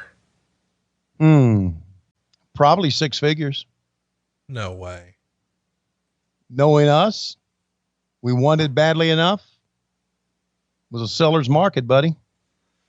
Josh Kuhn wants to know, how did Tony like how they were handling Hogan and Flair in this time in WCW? Well, there was a part of me that didn't like it, but still a part of me that I didn't really like how they were handling Flair at all. But there's a part of me that still liked what Hogan was doing. By By the way, they're bringing out Conan here. Meltzer would say, as if it hasn't been beaten to death enough, they teased the Survivor Series 97 finish with Conan as the bell ringer, Rey Mysterio as the timekeeper, Disco Inferno as the belt keeper, Juventud Guerrera as the ring announcer, and Ernest Miller as the second referee. In other words, they were all there to take bumps to get the match over because these two guys can't work a main event match on their own. Actually, Jarrett was good, but Nash was immobile. That's directly from the Observer. Let's get back to the questions here. Josh wants to know, did Tony ever think that when Hogan went back to being Hollywood and he used the NWO theme, there was a chance the NWO would reform with Hogan, Nash, and Hall? No, I didn't. I thought that was long gone. Rajiv wants to know, what was Tony's opinion of the New Blood angle? And do you think they added Goldberg to try and get some momentum on their side? Yeah, well, I believe they did, but I never liked the New Blood at all. Talent wants to know, how many gimmicks are too many gimmicks? Fire, ambulances, boot camps, Hogan's running amok. Literally, this is how to book the worst pay-per-view ever manuscript. Yeah. I don't know if there's a number of too many gimmicks, but to me, for a gimmick to work on a big show, you have one. And that's it. Talent had a question for me. This is for Conrad, really. Does Rick bring up matches like these during the holidays? No. We never talk about old wrestling at the holidays. Right. Talent wants to know, in my opinion, the minute I saw Goldberg hug Russo and Bischoff in the ring on pay-per-view, I knew that WCW was dead and buried. What was the moment Tony knew? Wow. It was way before that I knew we were dead and buried. I can't give you a date or a time, but it was way before that happened. I remember talking to Russo about this. Like, do you really think it's a good idea? I don't know if my exact words, but I know this is what I approached him with. Do you really think it's a good idea turning Goldberg heel? And he says, we can do nothing else. There's nothing else. I thought about this. There's nowhere else he can go. That was his response. He's done all he could as a babyface. What else can we do with him to make him relevant? And I remember thinking, and I didn't talk him down or anything. And I just remember thinking to and I should have said it, thinking that, well, you could just keep him what he's doing and have him be just the killer. You can do stuff with him. You don't have to, I never did get it.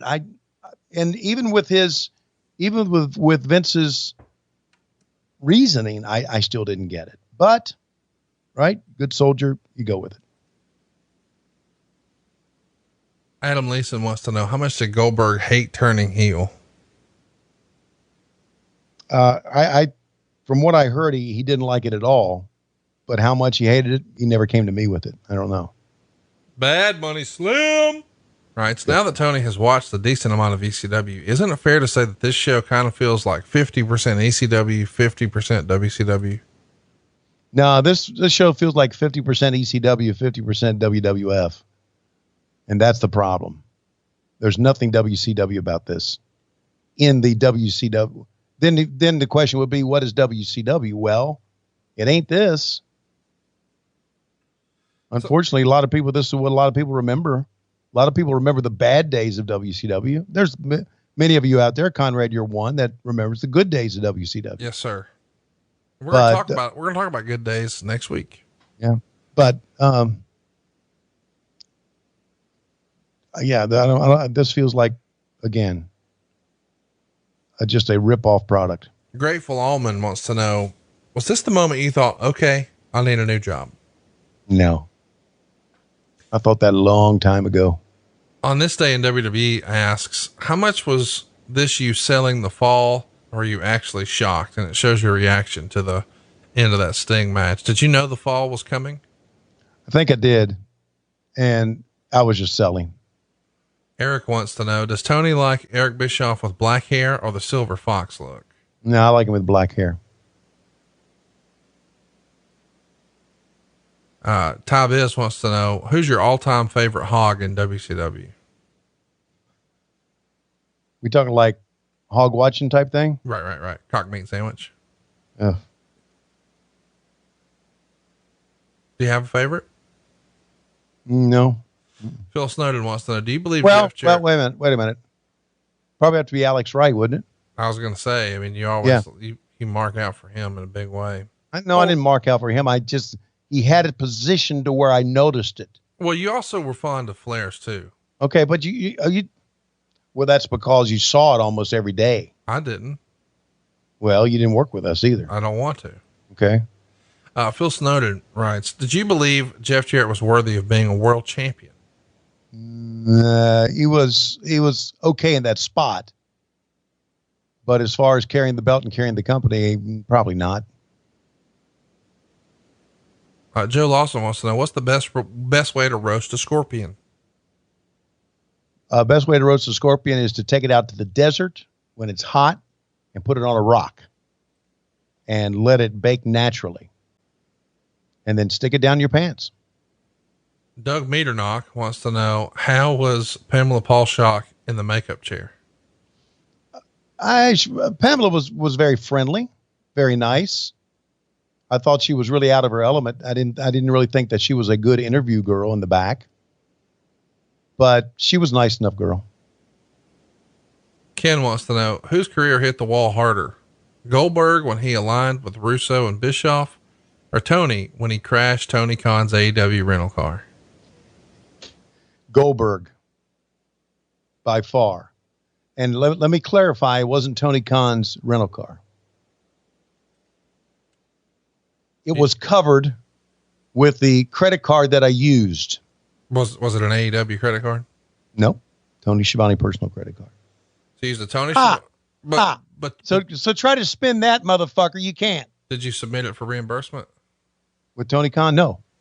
You just paid for the whole rental car yourself and ate it. I paid the deductible. I'm not sure I understand. Did you file for reimbursement from AEW for the Tahoe that you wrecked?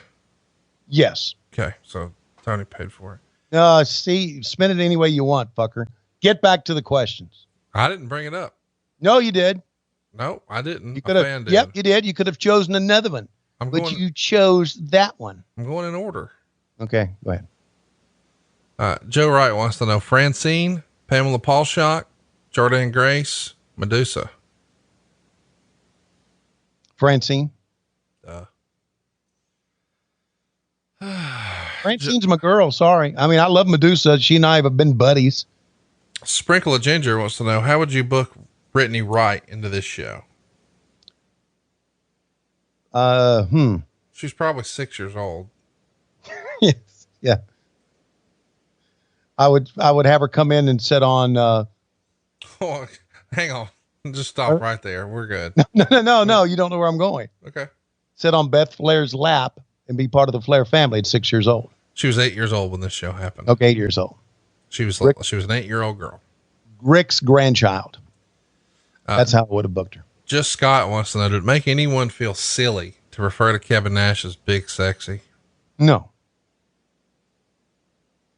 That didn't make me feel silly at all. That was his moniker. That was his name. Daniel Snow wants to know, how all the way live was Tylene Buck in that camouflage bikini? Yeah, she was something else.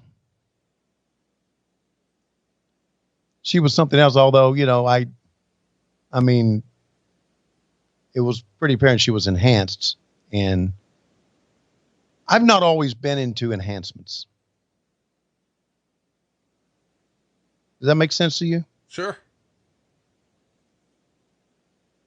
Jesse the Body Ventura one time told me this about breast implants. Oh.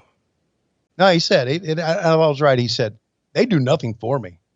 He said it would be like Arnold Schwarzenegger taking a grapefruit and cutting a place in his forearm and sticking a grapefruit down there and sewing it back up and saying, look at these guns. These major guns. So with that being said, I've never been, you all of a sudden you notice, that's why they put them there, for you to notice, but they do nothing for me. I just looked up this show on Wikipedia. Yeah. This is so great. Okay.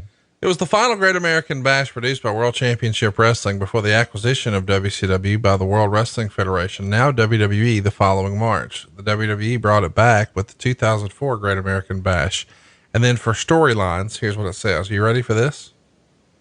I don't know if I am or not, but go ahead. The event featured professional wrestling matches that involved different wrestlers from pre-existing scripted feuds and storylines. Professional wrestlers portray villains, heroes, and less distinguishable characters in the scripted events that build tension and culminate in a wrestling match or series of matches. That is how they describe the build to this show and the storylines for this show on the way to Great American Bash. But for the rest of my life, and this better be a shirt over at loisrules.com, you rat soup eating motherfucker, Ryan. Villains, heroes, or less distinguishable characters, because you, Tony Schiavone, are a less distinguishable character. And you know what? Thank God for that. Yeah. All right. Last question here. We know we've reached the end of the questions, when this is what we go home with. This comes to us from Frank Smith. He says, Tony, what's the best way to get pizza crust out of your asshole? Not to sit on a pizza. No, but once it's in there, how do you get it out, Tony? You're not even listening. Okay. Well, our buddies at Manscaped have this product. Oh, stop it. By the way, we're in the middle of a world title match here. Meltzer right. Jeff Jarrett retained the WCW title, beating Kevin Nash in 17 minutes and 22 seconds. I sort of Can I go back to that question first? Oh, God damn. I can't believe you have a real answer. Please go back. Have you ever heard of butt butter? No. No, you haven't. Butt butter is really a thing. I just looked it up. Mm-hmm. It's for bike riders, and I use it. And you slather it on your padding, because I wear a padding in my butt area. You slather it on there, and then you slather it all over your crotch, and it makes everything slick and everything, you don't chafe. So my answer to that would be that before you eat pizza and obviously get so drunk that you would sit on pizza, slather in the butt butter. I think you might be putting the crust directly in. And I have no answer for you. I think he's looking for like crust insertion. Jesus. There's no help for you, fella. So anyway, read about the show, about the match. Let's hear it. All right. So I already told you. Actually, Jarrett was good. Nash was immobile. Mysterio Jr. hit Nash in the knee with the chair, and Jarrett went to work with the chair to the knee. Fans were already chanting for Goldberg, who was teased throughout the show with Bischoff saying they wouldn't let him in, and then the Goldberg monster truck sightings. Very little heat, but Jarrett did a good job of working the leg, and the announcers, who on this night had a horrible product to call, did a very good job in this match. Finally, Jarrett got the figure 4. Madden's analysis here was really good, pointing out that Nash had 3 reconstructive surgeries on the knee, and he's lucky to be walking. After a rope break, Nash started to come back, and despite Jarrett doing a good job working over the knee and Madden and Schiavone doing an even better job of selling, he got up and never sold it for the rest of the match. Conan hit him in the head with the ring bell for one teased near fall. Nash then elbowed Mysterio Jr. off the ropes, and he fell backwards. Nash had Jarrett pinned after hitting him with the bell, but Disco attacked the referee, Mickey J. Juventud hit Nash with the chair, and Cat ran in for the count, but Nash kicked out again. Nash gives Disco a side slam and does the high kick on Conan and Juventud, but Jarrett gets him with the stroke, but Nash kicks out again. Jarrett comes off the top of the guitar, but Nash caught him with the blow and choke slammed him. Cat went to make the count, but after 2, Cat had a mysterious heel ref something in the eye injury. Nash then powerbombed Cat and delivered his high kick that missed Jarrett by about a foot and powerbombed him. Charles Robinson ran in to count, but Rick Steiner stopped him. Didn't Rick just turn? Oh, forget it. Abbott was in, but Scott Steiner brawled with Abbott while everyone pounded on Nash, and Mysterio gave him the Bronco Buster. Goldberg ran in for the save, but of course waited forever. Nash pointed at Jarrett, which guaranteed he was the one getting speared, and Jarrett scored the pin. Goldberg, Russo, and Bischoff all laughed and hugged as the show went off the air. Star and a quarter. So this, my friends, is how you kill a wrestling promotion. Exactly. Interesting that he thought that the announcers did a good job. Did a good job. Because he never put y'all over. Yeah, I know. As you Never putting me over.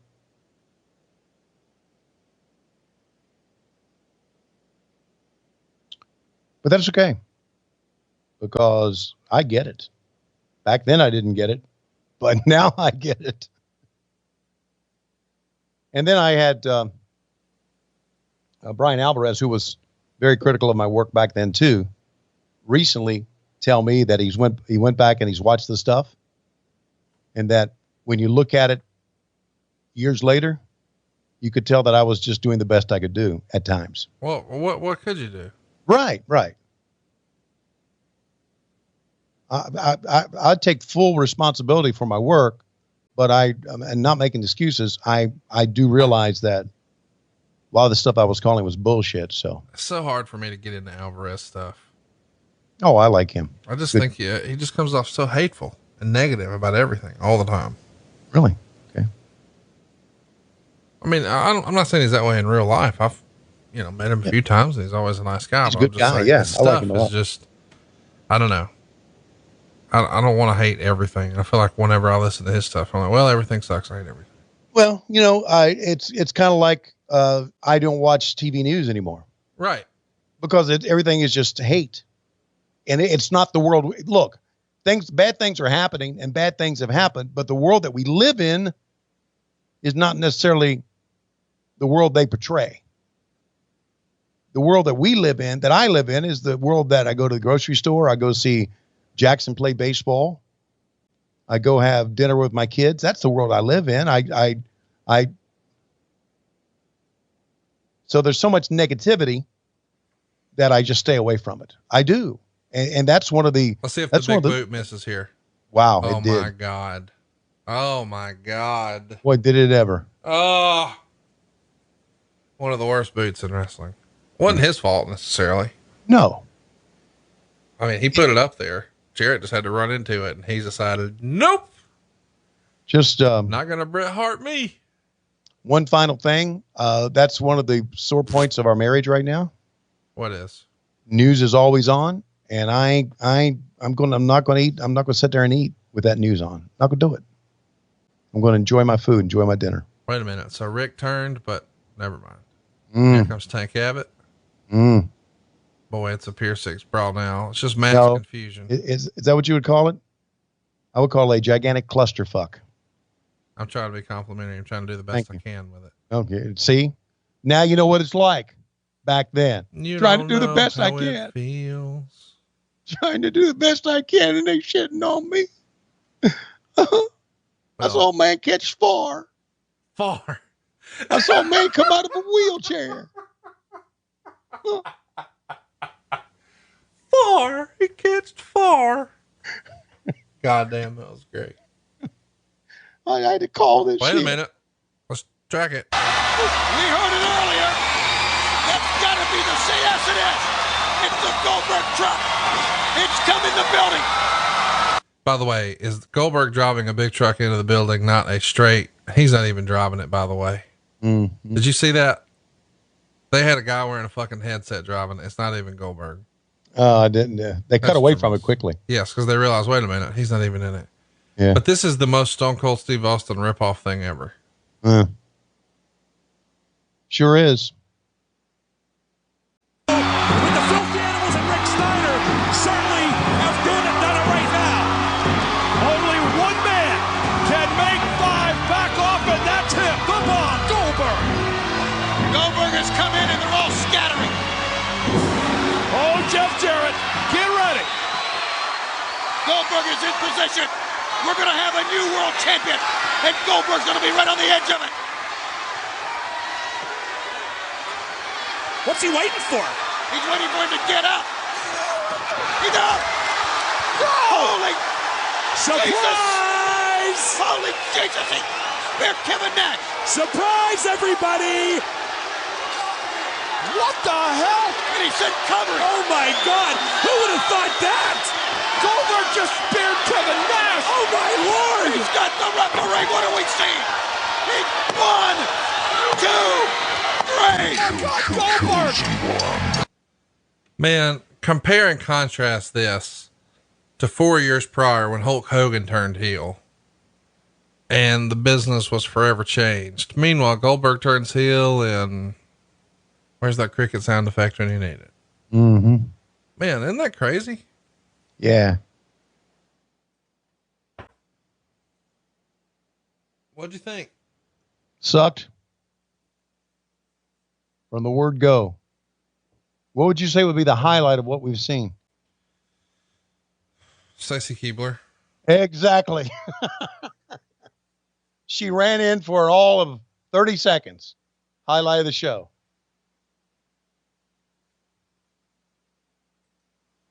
Wow. The surprise is off. I don't want to hear.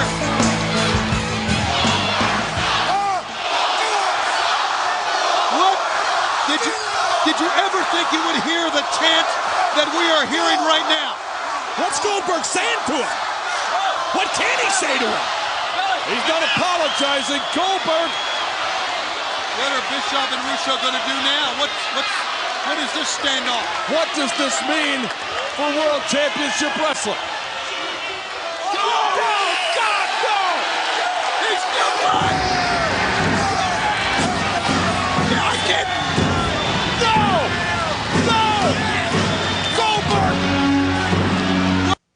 Goldberg! Dude, Eric Bischoff's hair here is dog shit. Yeah. Scott Hudson sold that quite well. No, he was doing a much better job than everybody else, but Eric Bischoff's hair right there looked like he's Andy Warhol's cousin. Much better job. What the fuck? I'm just saying, this is terrible. This is how you kill a promotion, you know? Yeah, right. $30,000 in merch. Well, yeah. Cause whose shirts are they going to buy? Fucking right. Jeff Jarrett's. Get the fuck out of here. Terrible decision to turn Goldberg heel. I mean, and here's the thing. I'm sure Bischoff is feeling pretty good about this because there's trash being thrown in the ring and he's like, oh man, this is what happened with Hulk Hogan. Yeah. Yeah. We know that this big resurgence in business is not coming.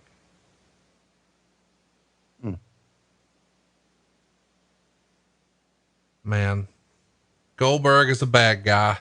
What a piece of shit show this was. Great American Bash 2000 in the books. Next week, though, we're going to talk about better times for WCW. We're going to go to June of 93, where business was maybe not better mathematically, but there's still some pretty fucking hilarious stuff here. The Cleveland Cactus stuff, the Sid and Vader Beach stuff. Lots of good, fun stuff for us to have a little hoo-ha, ha-ha with next week. Yeah, but I want to interrupt you here by saying next week, keep a watch out for one of the Schiavone kids. Oh, really? Yep. In the video. Well, I'm looking forward to that. But at least for this week, Tony, it feels like it's about that time. Sting's on fire. Sting's on fire. Sting's on fire. Dave Silva's jumped on him. He's got so much flesh, he can smother the flame. Wait a minute. Dave's on fire. We're out of time. We'll see you next week on What Happened When on Wednesdays on Westwood One. But on Mondays, we're on Patron. Get all these Sting's shows. on fire. Sting's on fire. Go ahead. Make your plug now. Get all these shows early and ad-free at adfreeshows.com. And of course, join us for chats every week on WHW Monday on Patreon. That's patreon.com/WHW Monday. And pick up a shirt, you rat soup eating motherfucker, at lowestrules.com. Hey, it's Conrad Thompson. Thanks for checking out the podcast here on YouTube. Be sure to hit the subscribe button and the notifications bell so you get a notice anytime we upload some new content. And go save yourself some money right now. If you're in a 30-year loan or you have credit card debt, it's not a matter of if I can save you money. It's a matter of how much. Find out right now for free at SaveWithConrad.com.